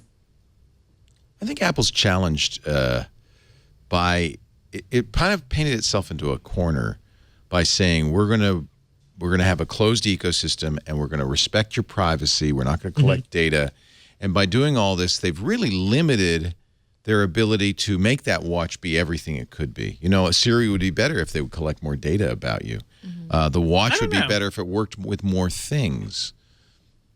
No? I don't know about that. Yeah. I mean, if Amazon's Alexa could have better voice recognition and everything, and they are collecting all sorts of data about you too, but it's... Alexa's part of the reason the Echo works so well is because when I say I want to buy batteries, it knows which batteries I bought last time and says, fine, I'll order those for you. It's also powered, so it's always listening too. And it's always listening. It's smarter. Siri's not the same. Siri's really, though, I have to say, of the three, I guess I'll include Cortana even. So of the four, the least intelligent. It got the most buzz, but I think it's the least functional and the least accurate too in terms of even the guys who created Siri are doing their own thing now. They've created a new voice recognition technology. I don't know if is it going to be on the Apple or is it going to be cross-platform or. I don't know. I'm always watching Nuance and seeing what they do here because they've been doing the Dragon stuff forever. But Nuance's technology has also powered. It was partially there for Android. It was partially there for the iPhone early on. So they're kind of like the underlying technology people too I pay attention to just to see what could happen in the future. I'm just looking right now. There was the New York Times had a piece in January as word was buzzing about Alexa, especially ahead of Amazon's big Super Bowl ad. Their report card pointed to Google lady, which is what I like to call him or her, at doing the best 3.1 out of 4. I guess they like to go with a GPA rating for human comparison. Siri close behind at 2.9. They have a longer thing that breaks down different sort of productivity And this is based functions. on they gave them things to do and. Yeah, they just asked them all sort of the same sort of questions. Alexa tanked. I mean, that was only in January, though. I can't even imagine what 4 months and different company acquisitions can do for each of these products. That's just going to continue to be ramping up for a while. Maybe the difference has more to do with venue and expectations than actual capabilities. Because I would rank the Echo much, much higher. But it probably, you're right, in kind of in an objective environment, it doesn't do as much as Siri does. But because it's my house and I'm talking to it, and in certain constrained things it does very well, it feels like it's more successful than Siri. Yeah. Even if it may not be truthfully as smart as Siri. Well, Alexa knows that you're asking very specific home use things. It's easier for it to be smart. Machine processing of language is all about trying to guess what the situation is that it needs to be listening for. So something like Alexa can limit its kind of expected vocabulary in a very particular way, especially if it's latched into your Amazon account and they're just mining all of that data, compared to Siri necessarily being there for your calendar and for your music and for making a Steve Jobs joke and making, asking the meaning of life and all that sort of stuff. So I do find that I would love to see just someone spend an entire year using that much vocabulary and seeing what rumps up. Because any sort of test, even this New York Times thing looks relatively anecdotal. It's like 16 tasks were tested. Right. I think it's also that the problem with the difference between Alexa and Siri is that I find that Siri is also more palpably consumptive. When you have an Echo plugged in all the time in your house, you don't necessarily think about the battery, but for me, when I'm on my phone and when I know that I'm going to be using it for a really long time, I might not be able to charge it. I put that sucker into low power mode, and then Siri don't do nothing. She's basically effectively done at that point because she's no longer actively listening to me.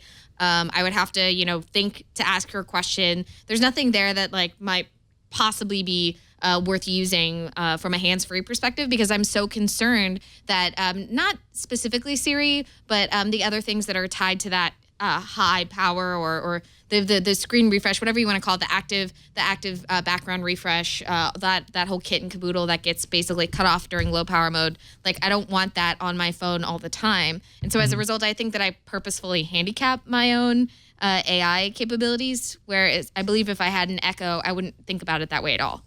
Yeah. Of course, none of us are talking about the fact that we're giving ourselves over to the great evil thing that is letting these devices listen to us and trust them. Oh, the hell with it. If anybody wants to listen to me, they can listen all they want. I got nothing. We just got to accept it, and our lives will always be monitored. Well, I just don't, I mean, first of all, there's not much you could do about it. If you don't want to be monitored, get rid of your phone.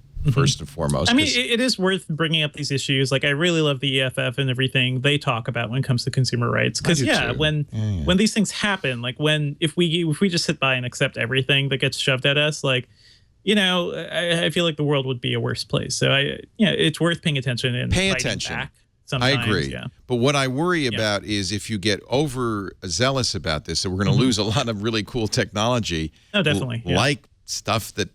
Like HAL 9000, just because somebody's worried about getting locked out of the pod bay door, I think we need talking computers. You did not convince me with this argument at all. That is not, you might control your life, example. But boy, the tech is kind of cool. I just want to play chess with it.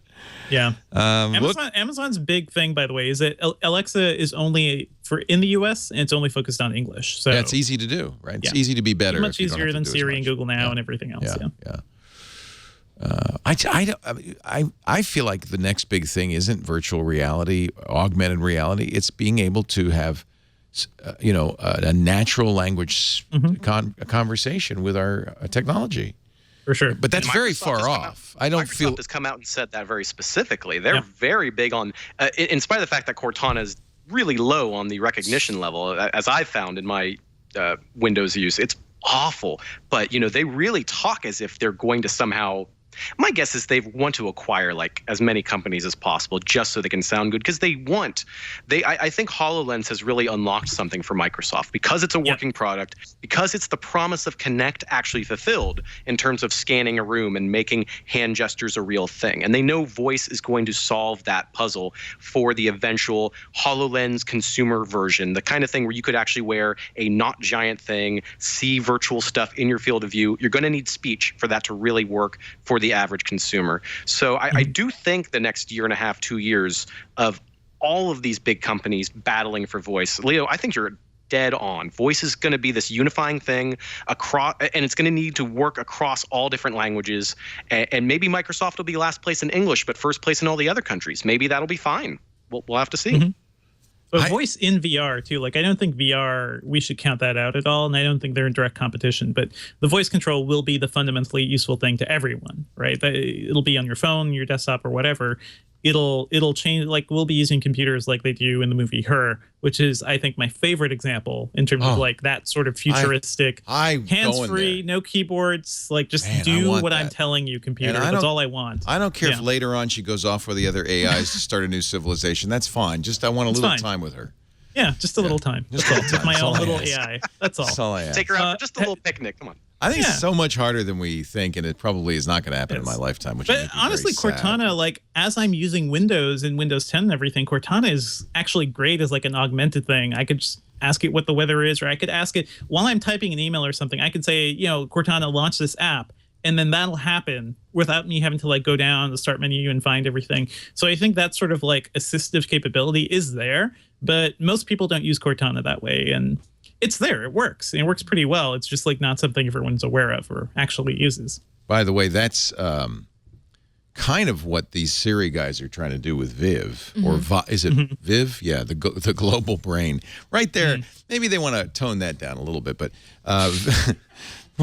Viv radically... looks like something out of the comedy Silicon Valley. That really looks like it's about to transition into a Hulu ad. It sounds like Skynet. I'm not sure we really want to go there, but Viv radically simplifies the world by providing an intelligent interface to everything. But nobody's used this yet, right? This is all, they've been working on this for a long time. I haven't seen anything from this now. Yeah. It's weird. I think it's hard to do. I think it's actually much harder than anybody wants to admit. Oh, for sure. Well, look at chatbots. I mean, they're text-based only, and they're annoying. They're horrible. They're really bad. Has anybody found a chatbot they like? I talked last week about Poncho. I couldn't, it's to the point where you're fighting with him, like, cancel, stop, go away, don't bother me. I finally had to block him. Why? I mean, this is not a good way to interface with a computer. You're so annoyed by them that you actually have to block them like you would a stalker. Yeah, Poncho the Weather Cat texts me at 9 a.m. and 5 p.m. because I've used Poncho for a while, but that's like a text to my phone, SMS. Yeah, but he says stupid things like, 50% of Wired magazine users love 50-degree weather. That's why it's going to be a nice day for Wired. He says stuff like that, right? Yeah. Does he say stuff like that to you? Or was it just always said that, though. Yeah, I mean, Poncho's all about bad jokes. And again, but it's one of those things where it's like, I think for me, like a passive, that's why I don't use chatbots, because for me, a passive SMS experience in Poncho, or for example, Digit, which is another app that I use that texts me my checking balance every day, I can look at it and I don't feel the need to respond. I can just glance at it. And I think that the point is I'm not trying to have a conversation.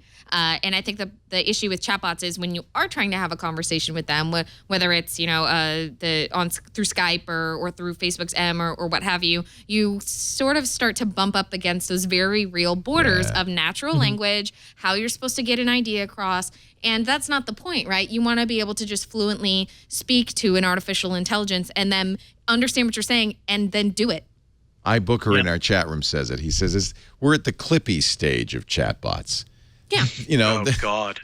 We're still in the infancy. Actually, Clippy never got smarter. Clippy just never. No.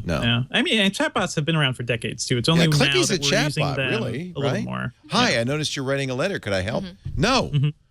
That's a chatbot. It's the same thing. So really, they're flogging stuff that Microsoft abandoned years ago. Until phone services, when I call to the airline, work the way I want them to, I'm not going to trust a chatbot. Because if giant airline conglomerations can't understand anything, and I just keep on smashing zero, and that's how I feel about bots as well. I'm smashing zero Just if I need a human. Zero, please. Yep. All right, we're going to take a break. We will talk about government surveillance. There's some bad news on that front, and some good news. There's a little bit of both, happy and sad. A great panel today. Thank you all for being here. Devindra Hardawar from Engadget. Sam Machkovech from Ars Technica. Have I gotten close once? No. Do you know how to say I his want name? I want the other panelists to say my name when you need it to happen. Devindra and Lauren, who I am so happy to be on this panel with, I know that they just have memorized my last name. I'm just kidding. Yeah. I'm not going to do that to you guys. Machkovech. Okay, wait, hold on. That's you right. said if I hum it, Machkovech. No, Machkovech, but you were the closest because you felt it in your soul. Yeah. This is like pin the tail on the donkey. Right. I'll get it, though. We'll get it. Thank you. And Lauren Hockenson, I can say her name anyway. Great to have all three of you. Our show today brought to you by our biggest competitor, and they keep buying ads, Audible.com. You know, when I first started doing ads, people were saying, you shouldn't do ads for Audible.com. I haven't listened to a podcast since I subscribed. I don't care. You know what? I love Audible. I've been an Audible listener since the year 2000 because I had a horrendous commute, spent 2 to 4 hours a day in the car, and Audible kept me out of road rage. It will do the same for you. And by the way, and this is, I got back into music because of Napster. I got back into books because of Audible, because it made it easy for me to read again. It turns out I had hours every day where I could read, and I just wasn't able to hold a book. So Audible is those times when you want to read a book, but you can't hold a book, whether at the gym, in the car, doing the dishes, walking the dog. There's plenty of time in your day when you could be listening, and it is so enjoyable. It's really great for those times where you would be otherwise bored out of your skull. Fantastic. 180,000 titles in every category. You can read Phil Knight's new autobiography, Shoe Dog. He's the creator of Nike, of course. I love reading biographies and autobiographies, and I've read quite a few of them. Steve Case's new book, if you're interested in his story, The Third Wave, an Entrepreneur's Vision of the Future, one of the founders of AOL. Actually, I think the founder of AOL. We're going to be interviewing Dan Lyons, fake Steve Jobs, not the real, the fake Steve Jobs, about his book working at HubSpot called Disrupted, My Misadventure in the Startup Bubble. We're going to interview him in a couple of weeks, right? Not Monday, but a week from Monday, I think. The 9th. So you might want to listen. Listen, Dan's got such a great New England accent, too. I just love it. He writes for Silicon Valley, too, so that's cool. I know. I think... Here, let's see if I can hear him. Can you hear him? Penny makes some calls. Finally, she tells me that Cranium is not in the office today. That does not sound like Dan. I checked the calendar on my phone. He has so much more of a Massachusetts accent than that. They must have said, Dan, can you drop the accent? Oh, yeah. Man. Yeah, he's very funny. His stuff is great. Anyway, here's the deal. I'm going to get you not one, but two books for free if you go to audible.com/twit and the number 2. Alien, the original. Oh, wait a minute. What's this? An audio drama called Alien Out of the Shadows with Rutger Hauer. What? Matthew Lewis, Corey Johnson.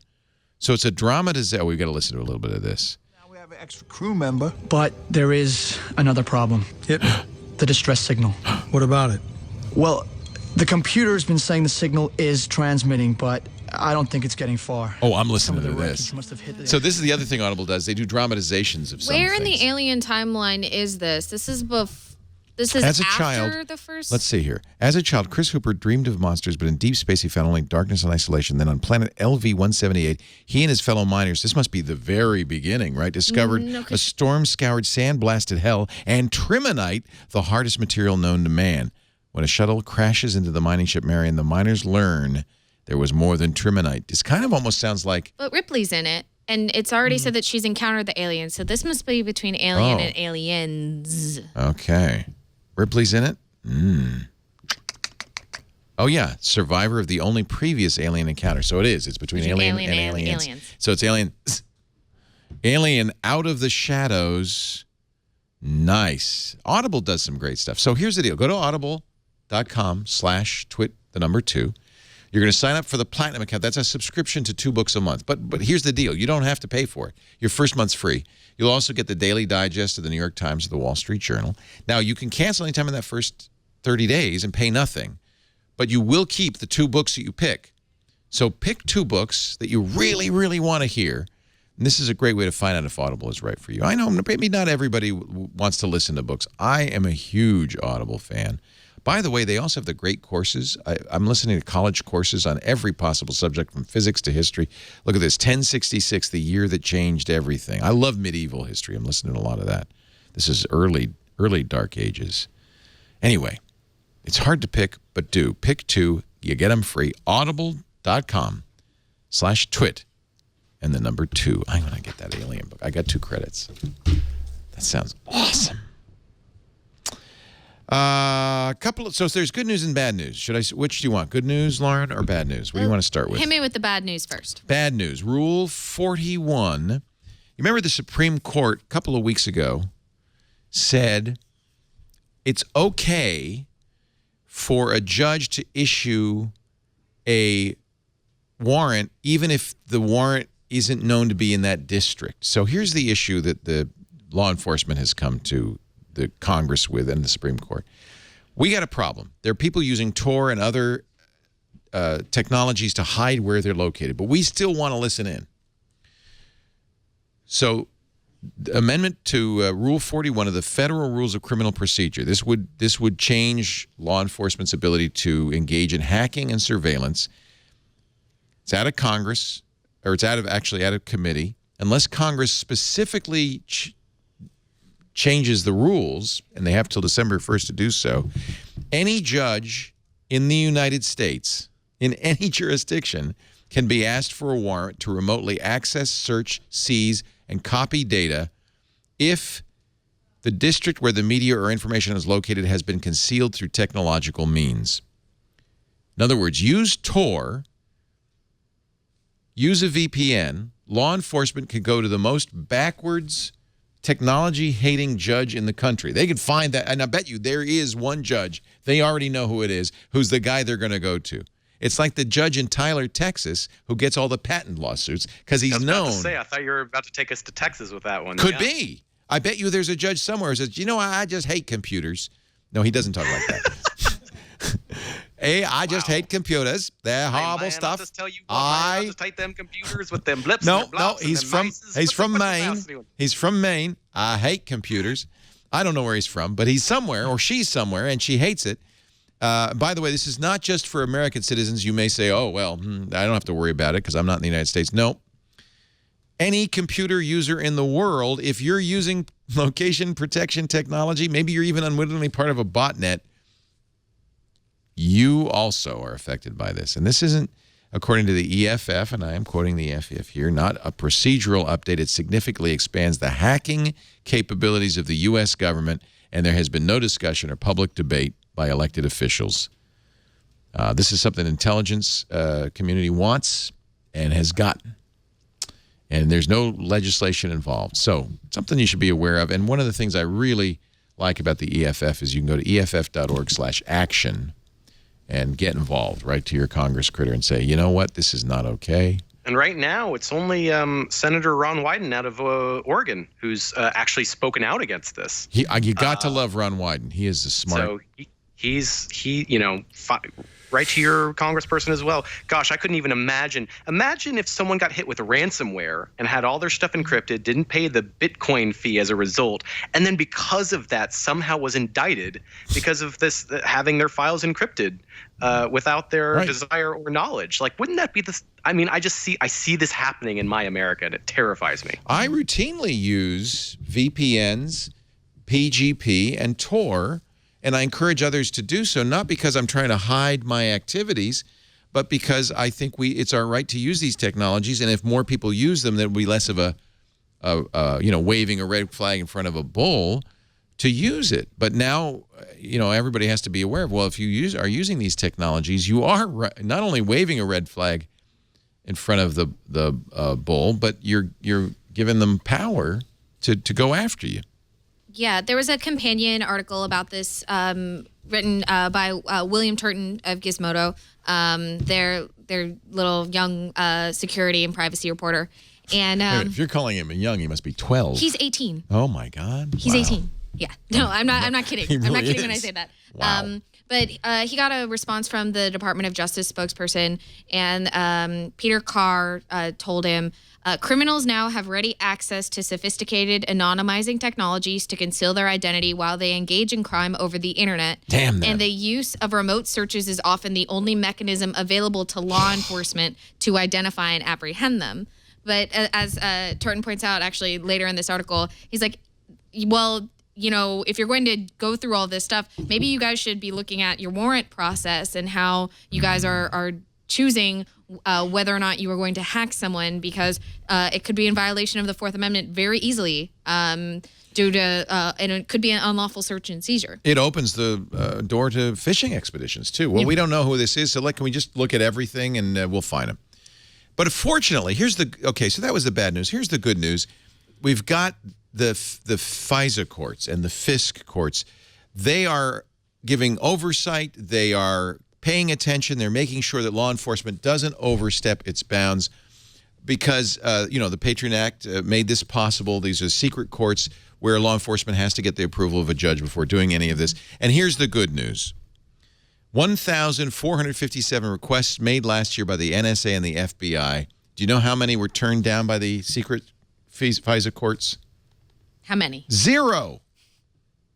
Last year, 1,379 requests made. You know how many were turned down by FISC courts? 0. They don't say no. They say yes. I'm going to file one right now just to see how crazy we can go, guys. 0. I'm going to look into all of your... They approved beacons. every single request. Now, okay, let's be fair. In 80 cases out of those 1,457, they did say, oh, take this back. You got to fix this and make it better. And they did, and then they approved it. 19 in 2014. How about this one? The FBI sent out 48,642 national security letters last year. Those are the letters where they send it to Facebook or Google or Apple and say, give us this information about this user. And, oh, by the way, not only can you not tell the user, you can't tell anybody you got this. They send the letter to Blockbuster, say, what movies did Leo rent? They sent a letter to Whole Foods saying, is anybody you know eat a lot of hummus? I mean, we don't know because we can't tell. Because they can't tell. No, But you tricked me. I thought hope. you said this was good news. I was joking. I was being facetious. Well, this is I do have some good news. another canary in the coal mine sort of a thing where I know Reddit had to That's remove right. a clause That's from its right. privacy policy because it was. So we know at least one of those 48,000. Apple did this requests. 2 years ago. They put what they call a warrant canary in their transparency report that said, to date, we've not received any of these NSL letters. And by the way, Apple's warrant canary disappeared almost instantly. So the idea is if they stop putting that in the transparency report, well, obviously they have. That's their way of saying without saying it, they have. And Reddit, you're right, a couple of weeks ago, they also had a warrant canary in their transparency report. That disappeared. So, yeah, it's happening everywhere. I mean, look, I'm not in favor of terrorism, and I know there's criminals out there, and we've got to catch them. I guess my position is, and I don't think I'm wrong on this, and there's been a lot of evidence this is the case, law enforcement has better tools than ever before to surveil us. Really, the pendulum has swung away from privacy. And so you should be able to protect yourself to whatever degree you can, because they've got the Echo. They've got your phone. They've got all sorts of ways to keep an eye on you. They have more. What did they do before there were smartphones? They still caught crooks, right? Now they have even better ways, and we don't have very many tools, and we should be allowed to. No, that's disconcerting that it's 0 out of that many requests. 0. That has to be a wake-up call to law enforcement agencies to just apply even the tiniest bit of scrutiny. Shoot down 5 of them. That would just make us all feel a little better. Just pretend. Yeah. Pretend you care. Go with emotions, please. Just pretend you care. There's one more bad story. Then I'll get you There's one good news. I should have said I've got 3 bad newses and 1 good news. Here's one more bad news. Fingerprints. Now we've said for a long time that the protection against self-incrimination, the 5th Amendment, the Bill of Rights, or whatever it is, I don't even know. The 5th Amendment to the Constitution says that you have a right against self-incrimination. As a result, you cannot be compelled to give up a password. I can't torture you. Law enforcement can't beat you until you give us your password. But for years, it's been held that law enforcement does, that giving a fingerprint, for instance, is not self-incrimination. DNA evidence is not, like they can take a hair and do DNA evidence without your permission. Now, the real question is, how about fingerprints? Is a fingerprint like your password, or is a fingerprint like your thumb, like giving a fingerprint on unlocking a phone? Right now, there's a case in Glendale, California. Authorities have a search warrant to compel the girlfriend of an alleged Armenian gang member to press her finger against an iPhone that has been seized from the Glendale home. The phone is protected by Apple's fingerprint identification. And this is the first time, to my knowledge, that this has actually gone to court, that the prosecutors say, okay, you have to use your fingerprint. This sort of gives new meaning to the Big Lebowski-style cutting of a finger or a toe by the mob. Yeah. Like, that's happening. Wow. So we've always said, and we've talked with legal authorities who said, it probably is the case that a fingerprint on your phone is not protected, but there's not been a court case. This will be the first. Some legal experts say there should be a higher bar for biometric data because, in a way, that is self-incrimination. It's not just the DNA you're getting from a hair or the fingerprint itself. You're getting the phone and the contents thereof, and that is a lot more. Well, you're also requiring somebody to comply with that order. It's not a situation where I don't think, unless I'm mistaken, feel free to correct me, but I don't believe that we have the technology to take a fingerprint and then use it on. No, she has to put her finger on it. Yeah, she has to put her finger on it, which requires consent. That's a bodily action, and she has to. She's compelled to, like, she can keep her rights. She's not doing anything that is illegal or unlawful while she's in custody, and they can't necessarily force her to. But at the same time, this is the issue when you're talking about something that's encrypted or locked. Law enforcement can and will, place somebody in solitary confinement or hold them in contempt of court, for months, just to try to whittle them down and to break their spirit and to get them to, respond, to do these things, to unlock these things. The good news is, and I think you all know this, technologically speaking, if you don't use your fingerprint on your iPhone after a period of time, you then have to enter the passcode. And the irony of this, by the way, is that you are protected from giving your passcode up. We know that for sure. So it may be by the time it's moot, right? When does that kick in? I think after 24 or 48 hours, your fingerprint stops working after you enter your passcode. Or if you reboot the phone, too. Reboot the phone, turn the phone off. Yeah. Some are suggesting Apple should put a button on there that says, all right, they need my passcode now. But I think if you could just delay for 48 hours, that's sufficient. So it may be that this case is completely moot because, of course, they've had this phone for a lot longer than 48 hours. The director of privacy at Stanford Law School's Center for Internet and Society, Albert Gadari, says, no, I don't think this violates the Fifth Amendment. Unlike disclosing passcodes, you're not compelled to speak or say what's in your mind to law enforcement, but put your finger here is not testimonial or self-incriminating. See, I think it's because it's not getting your fingerprint alone. Yeah. It's communicating something. It's getting your contents of your phone. It's much more than just that fingerprint you're giving up. Yeah. Your phone is like your outside brain. I would welcome, actually, this court case. I think it's important that the courts rule on this. We've said for a long time people should not consider that they have protection against self-incrimination with a fingerprint, that a passcode is really the only way to do that. All right. I'd be curious if they actually gone to the photo of your face, the Windows Hello, if that ever becomes a factor in this sort of thing.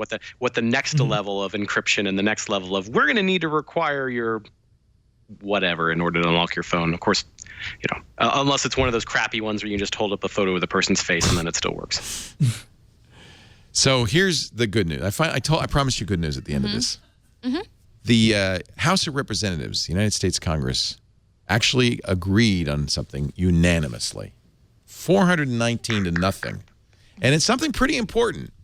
So we've mentioned this before, but in case you didn't know, thanks to a 20-year-old law, the Electronic Communications Act, 30-year-old law from 1986, email after 6 months is considered abandoned. And law enforcement does not need a warrant to look at your email if it's more than 6 months old. It's not yours anymore. It's abandoned. And law enforcement has taken advantage of this for years, saying, oh, well, we'd like to see Leo's email that's more than 6 months old, that kind of thing. I guess, it's interesting that the House agreed with such vigor that there should be a warrant. My thinking is there's probably some members of the House who don't want their old emails to be seen. Where are they hiding? They watched Dennis Hastert do the perp walk, and they thought, maybe we should have a warrant for this stuff. 400. This is a House that can't agree on anything. 419 to nothing. They passed a bill requiring law enforcement to obtain a warrant to look through email no matter how old it is. This is, of course, still has to go to the Senate, and the president has to sign it. As I think I remember that from I'm Just a Bill on Capitol Hill. You don't remember that, do you? Yes, that's Schoolhouse Rock. You do remember that? Yes. Oh, thank God.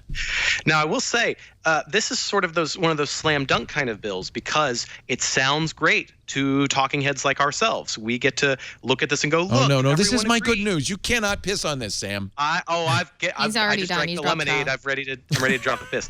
Of course, the issue that we just talked about is that there's not really any scrutiny. Warrants, as we know, are just that's right, left and right. So guess what? We just answered why this is not a big deal at all. Oh, go ahead. Let them do that.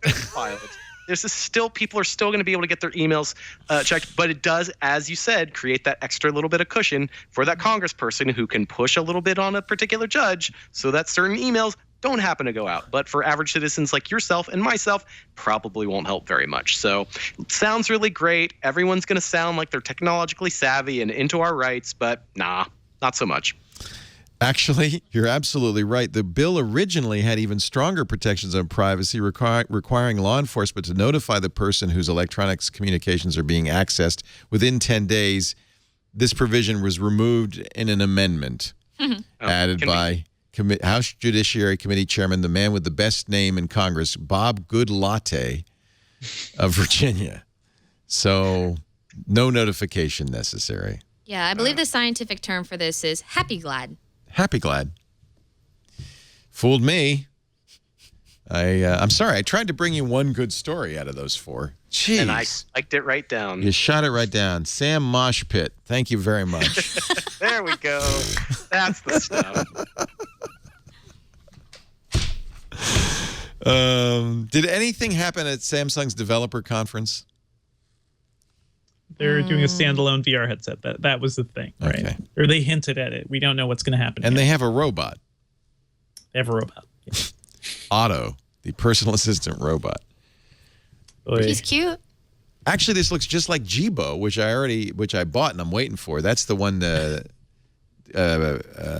has that little head that walks around and looks at you and stuff, but it doesn't walk around. It sits on your counter. Otto, the personal assistant robot. Sure.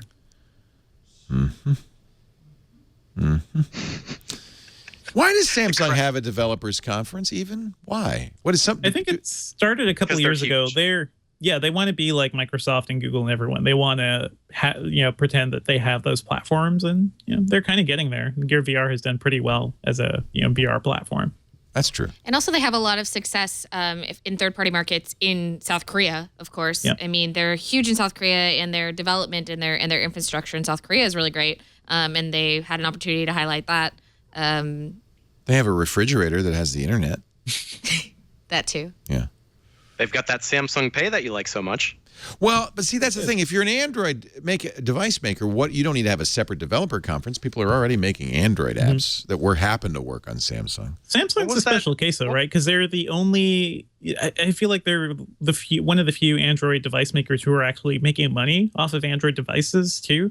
And their new TVs that we were talking about before, they actually put in their Internet of Things platform right inside there. So those will serve as the hub, which is actually pretty smart. That'll serve as the hub for that company that they bought, whose name escapes me right now. Smart Things.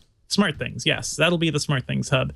And yeah, that's a develop. That makes sense. You can develop a platform for that. Yeah, that makes a lot of sense, actually. Yeah, I feel like Internet of Things has a long way to go, and it's still not very useful for most people, but that's the sort of thing where your TV is already your entertainment hub. At least make it, the hub for everything else, controlling your lights and security cameras and everything. We were thinking that Google was going to get in this business with their on-hub router, which was a very expensive router that kind of seemed to have more capabilities than it was showing. I guess Ron Amadio reviewed it for Ars Technica and said it wasn't very particularly good. And I actually had it on hub, which I canceled on order because I thought, well, I want a better router. I mean, if it's just a regular old router. Well, now they've rolled out a capability. It works. That's if this then that. There it is. It works with if this then that. Yeah. Just put a bunch of Legos on it. Put the software form of Legos on your hardware, But if you look at the recipes on if this then that, the only thing the on hub can tell you is that somebody's joined the network or not. Yeah, which is I don't know exactly. I mean, I assume that they're going to expand to this, but I think that if this then that is kind of like a baseline now for Internet of Things. You got to at least do that. Yeah, it's like baseline. Here, we're going to make this thing smart. It connects to if this then that. It'll tweet at you if it's down. Like those sorts of things. I don't necessarily. This is kind of like, again, like very baseline to me. Yeah. Here's an example. Here's some examples of recipes. If a new sound or motion event through the Nest camera. Well, that's Nest. No, let's do the. If your Nest camera sees something happening, then prioritize it on the hub. That's special. Turn your Philips Hue lights on when a device connects to the router. Receive a Gmail message when a device connects to the router. When you unplug your phone from charging, give it Wi-Fi priority. Log every time you connect to your router on a Google spreadsheet. That's super useful. That's game changer. That's a game changer now. Why are you guys hating on the ability to do all this stuff? Why do you want? Yeah. This is our catnip to be able to add if-then clauses to devices that don't need them. I will say, interesting that OnHub didn't launch with this. It was there. There's all sorts of other stuff in there, right? I mean, they haven't. So the question is, was this just the software wasn't ready? Was the patent not lined up? Somebody said, we got to get the hardware out now, while some other team said, what? Which is just not the typical Google hardware thing. I use if this and that in lots of ways. That's typical for Google, actually. When I pull up to the studio, I tweet that I've pulled up to the studio so that my employees will put the booze away. Things like that, I think, are cool. If a device connects to your router, then play your favorite song. Really? Is that something you want? I mean, it's something I could want. You might want that. I guess it could signal that I've arrived because I've connected to the router. So play my theme song when I walk in the door. There you go. There you go. Your personal soundtrack. Yeah. I suppose I lay on the bearish end of the smart home, as it were, because to me, I think that I have yet to see something that works reliably and in a way that's novel enough to be everyday useful. Yeah. It's mostly like playing your theme song when you walk through a door, like super awesome and cool, but it's not necessarily going to, it's not going to like change your life whether or not you like Eye of the Tiger starts playing. I find your lack of faith in home automation disturbing.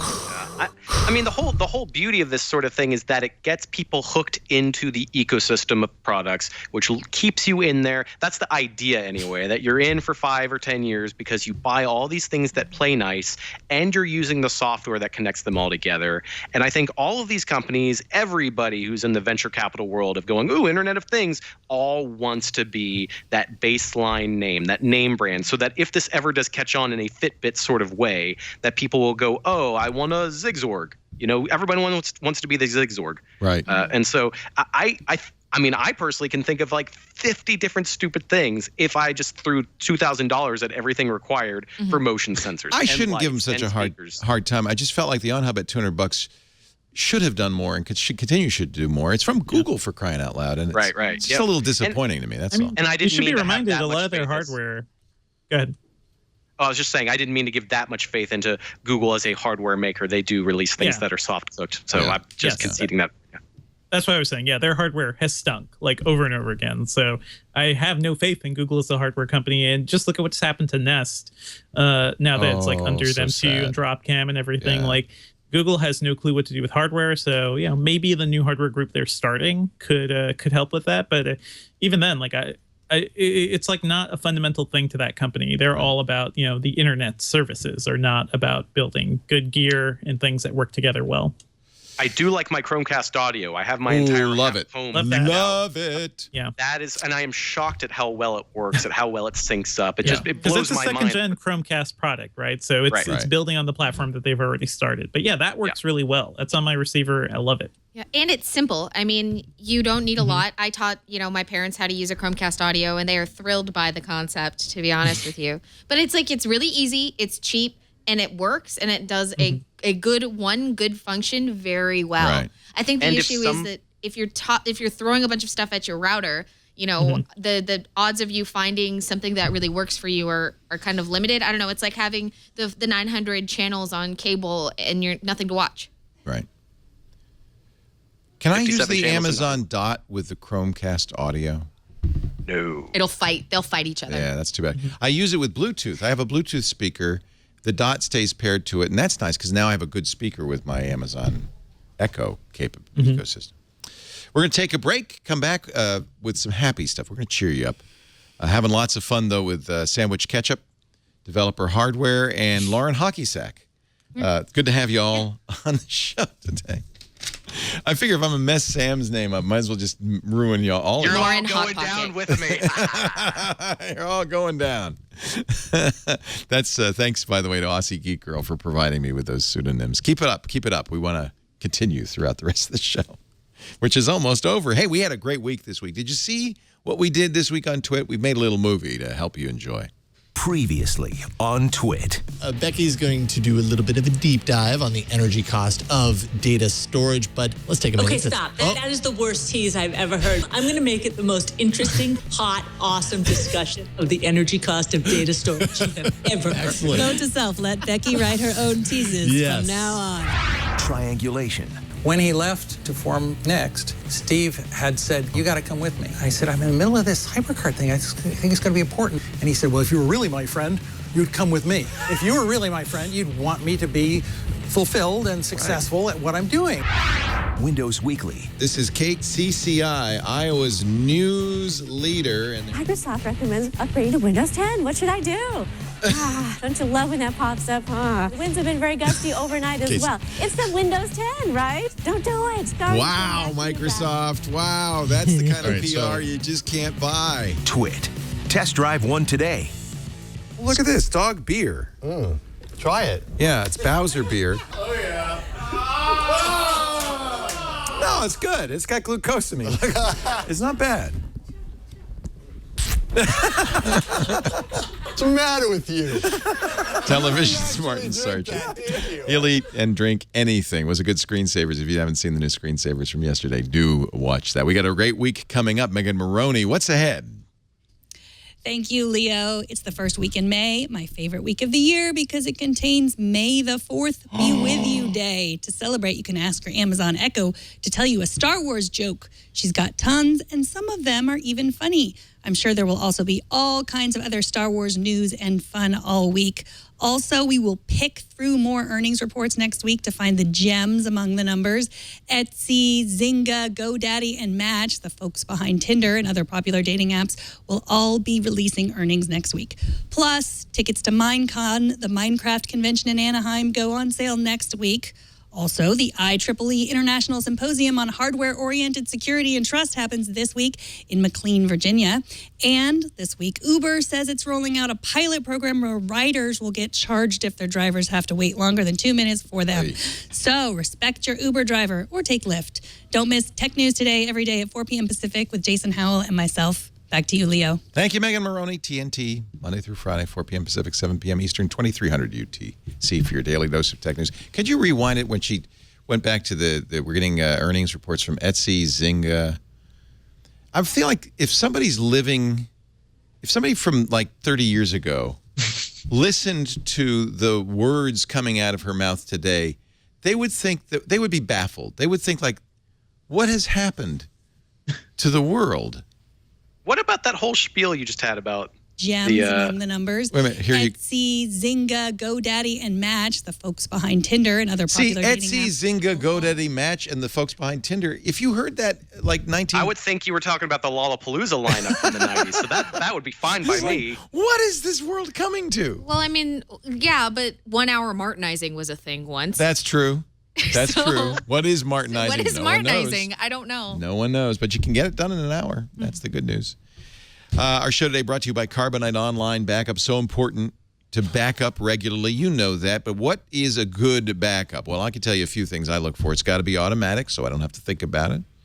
Continuous would be nice. So if I change a file, I'm writing that great American novel, and I add a new character, I want to have that be backed up. I don't want to lose that, in a hard drive failure. And you know what? Failures happen.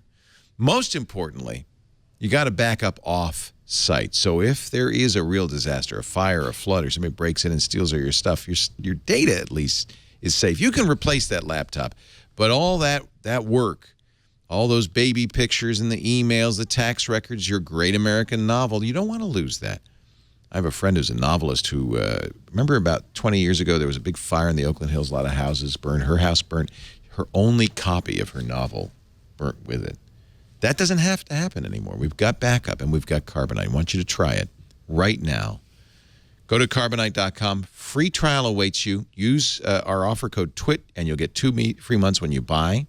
Home or office, Mac or PC, off-site backup, you don't have to worry about, you don't have to think about. It's just there. 1.5 million homes trust and businesses trust Carbonite. 50 billion files restored. Files that would have been lost forever. Don't forget, use the offer code TWIT, 2 free bonus months if you decide to buy. That trial does not require a credit card. It's free. And for a limited time, up to 30% off. So this is the time to do it. Carbonite.com.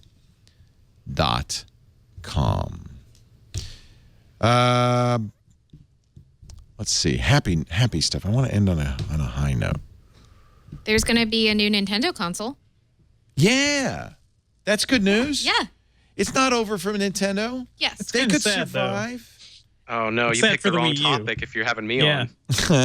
What? You're not a Nintendo fan? Because I've got more P to put onto that as well. Yeah. But, there's some... Yeah.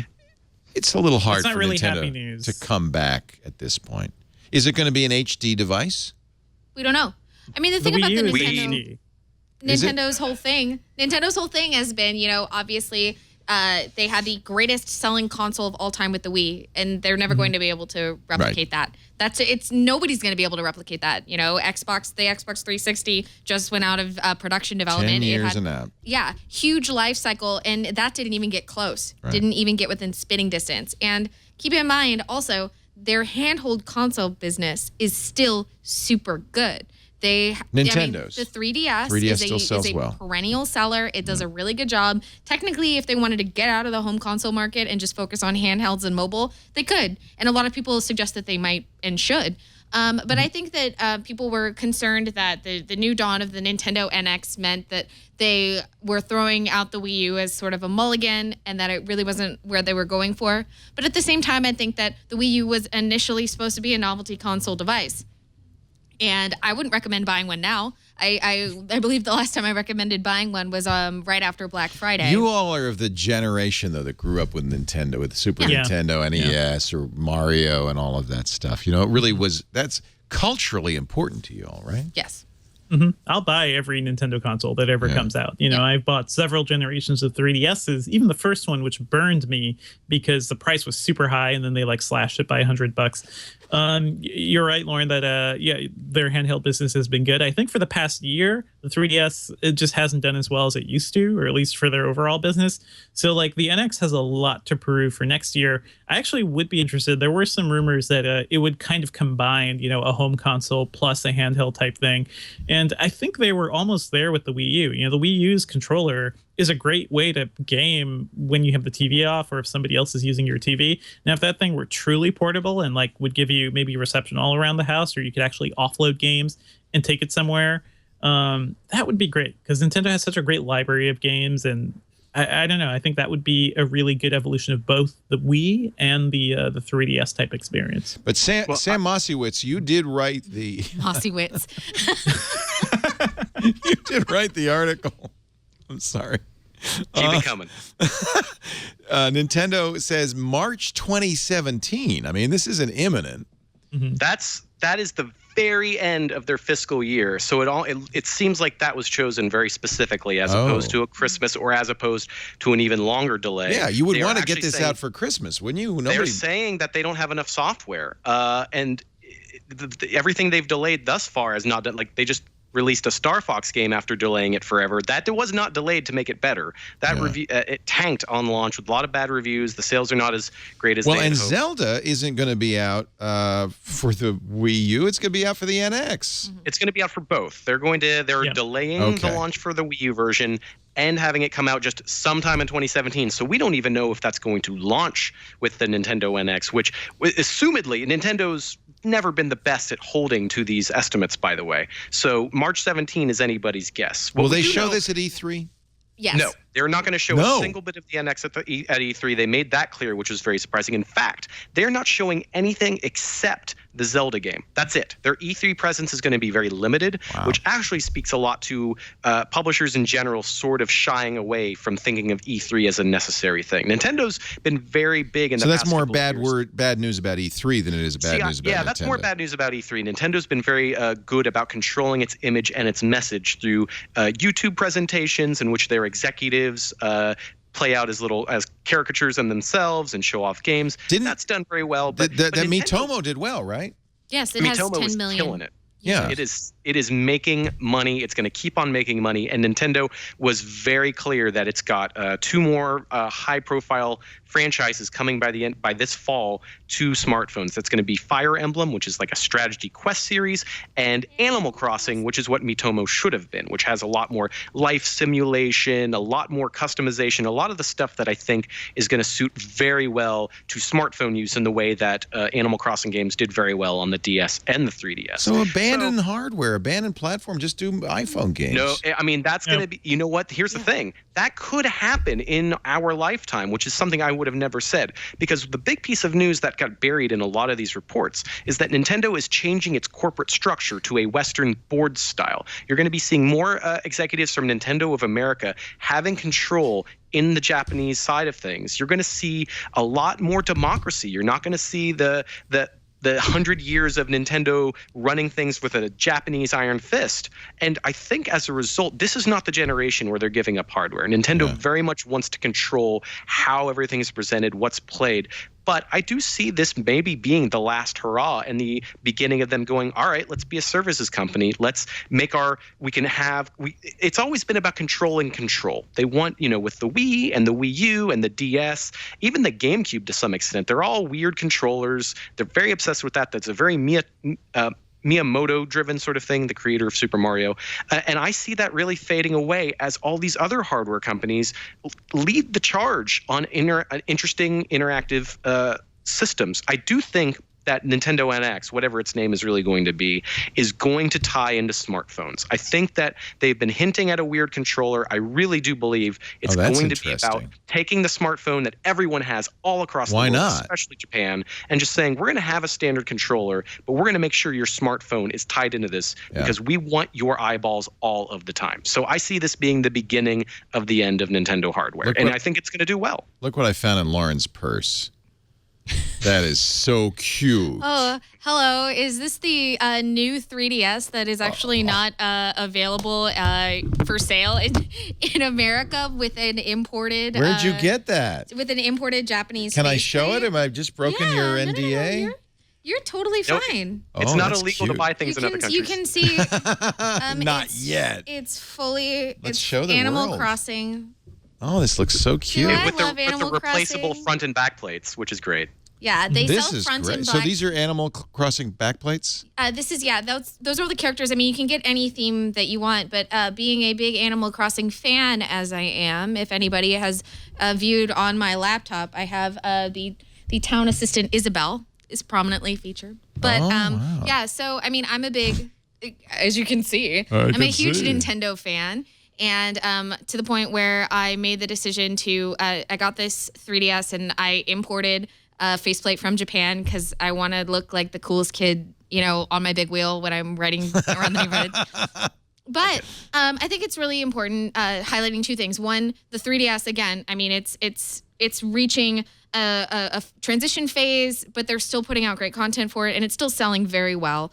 And also, the interesting thing is about the they're joint. so cute. They turn their back when you go the other way. The interesting thing about the NX and Wii U crossover is I'm interested to see what kind of media they're going to use, whether or not they're going to use a disc, whether or not they're going to be backwards compatible, how they're going to decide to distribute their software. It's going to be really interesting. And I think that the Wii U will exist sort of as this archive system that also works with Wii games, and that will still be, a family console that people will continue to go to. If you have a busted Wii, you can get a Wii U and all that. But it'll be interesting to see, again, whether or not the NX does have a thoughtful interaction with smartphones. Because, yeah, I think that it will. Mm-hmm. And also, you're never going to see me once the Animal Crossing mobile game comes out. I apologize in advance. Wow. I've really tapped into something here, haven't I? Mm-hmm. Wow. I don't get it at all, I mean, I don't really. Now, Sega did this software-only thing, and they've disappeared from the face of the earth. They've sunk deep below the ocean's waves. Not so much disappeared. They absolutely scaled down, but they also combined, I want to say, with, was it Sammy or SNK? And they're actually, I know that they do a lot of slot machine work. Like they've taken all of their arcade expertise. Pachinko? Are they big into pachinko? Yeah. Wow. Oh yeah. So they're they still took they pivoted. I believe that it's an actual use of the word pivot that is correct. Why did you stick a Vive wand down your pants, Sam? Well, now we're getting to good stuff. Some good source feedback. I found out. I'm very interested in virtual reality, not so much as putting a screen to my face, as much as being able to do new things with computer systems, whether that's games or productivity. I think hand tracking is one of the most incredible things. I'm obsessed with it.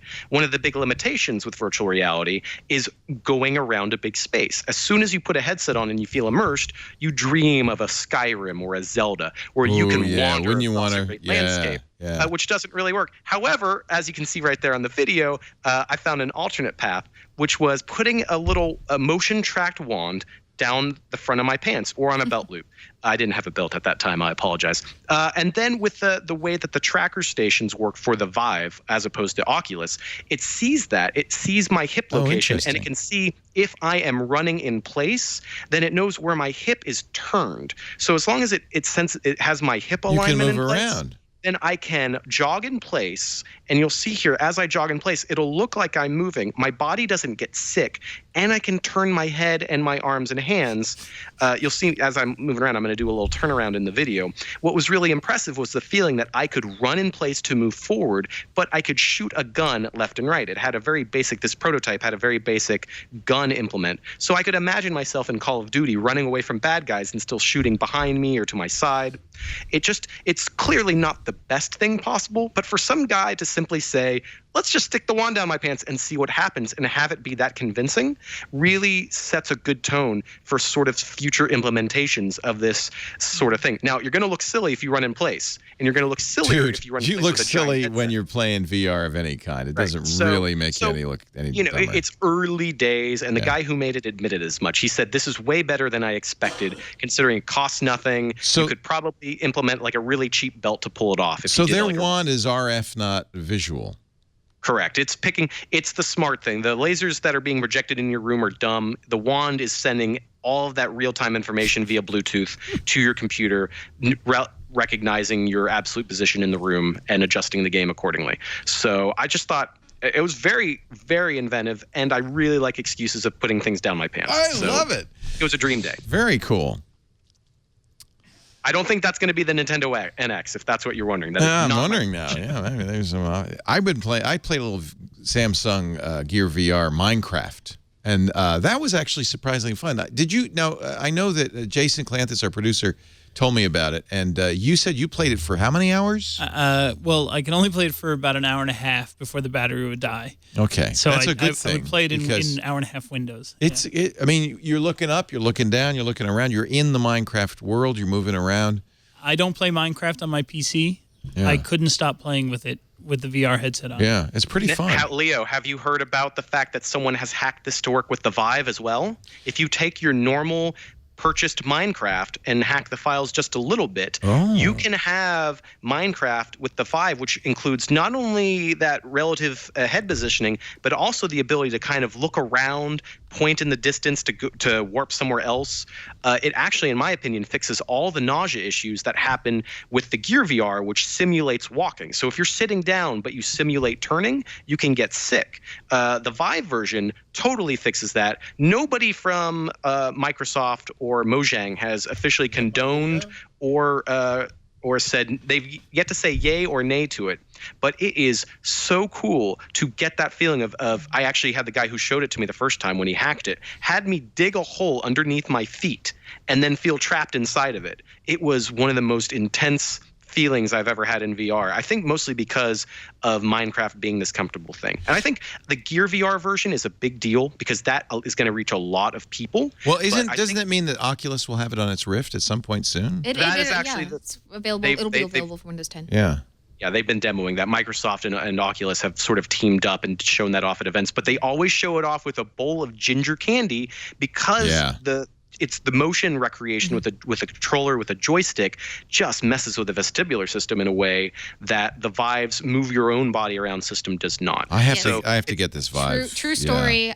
I demoed the Minecraft for Windows 10 with the Oculus Rift and had a really great time for 15 minutes, and then ended up having to prop my body up against a tree outside of the event and talk myself out of throwing up in front of all of the security guards. Yeah. It worked, but I was a wreck. I actually got a little nauseous just with the Gear VR after just a little bit of time. Yeah. But I do love the idea of being able to use my hands. You can that's shop important. with the Vive. You can shop, and you can't do that with the Gear VR. And Lord knows, virtual chopping is going to really fill up the Christmas tree this year. Well, at least geeks are getting a little bit of exercise.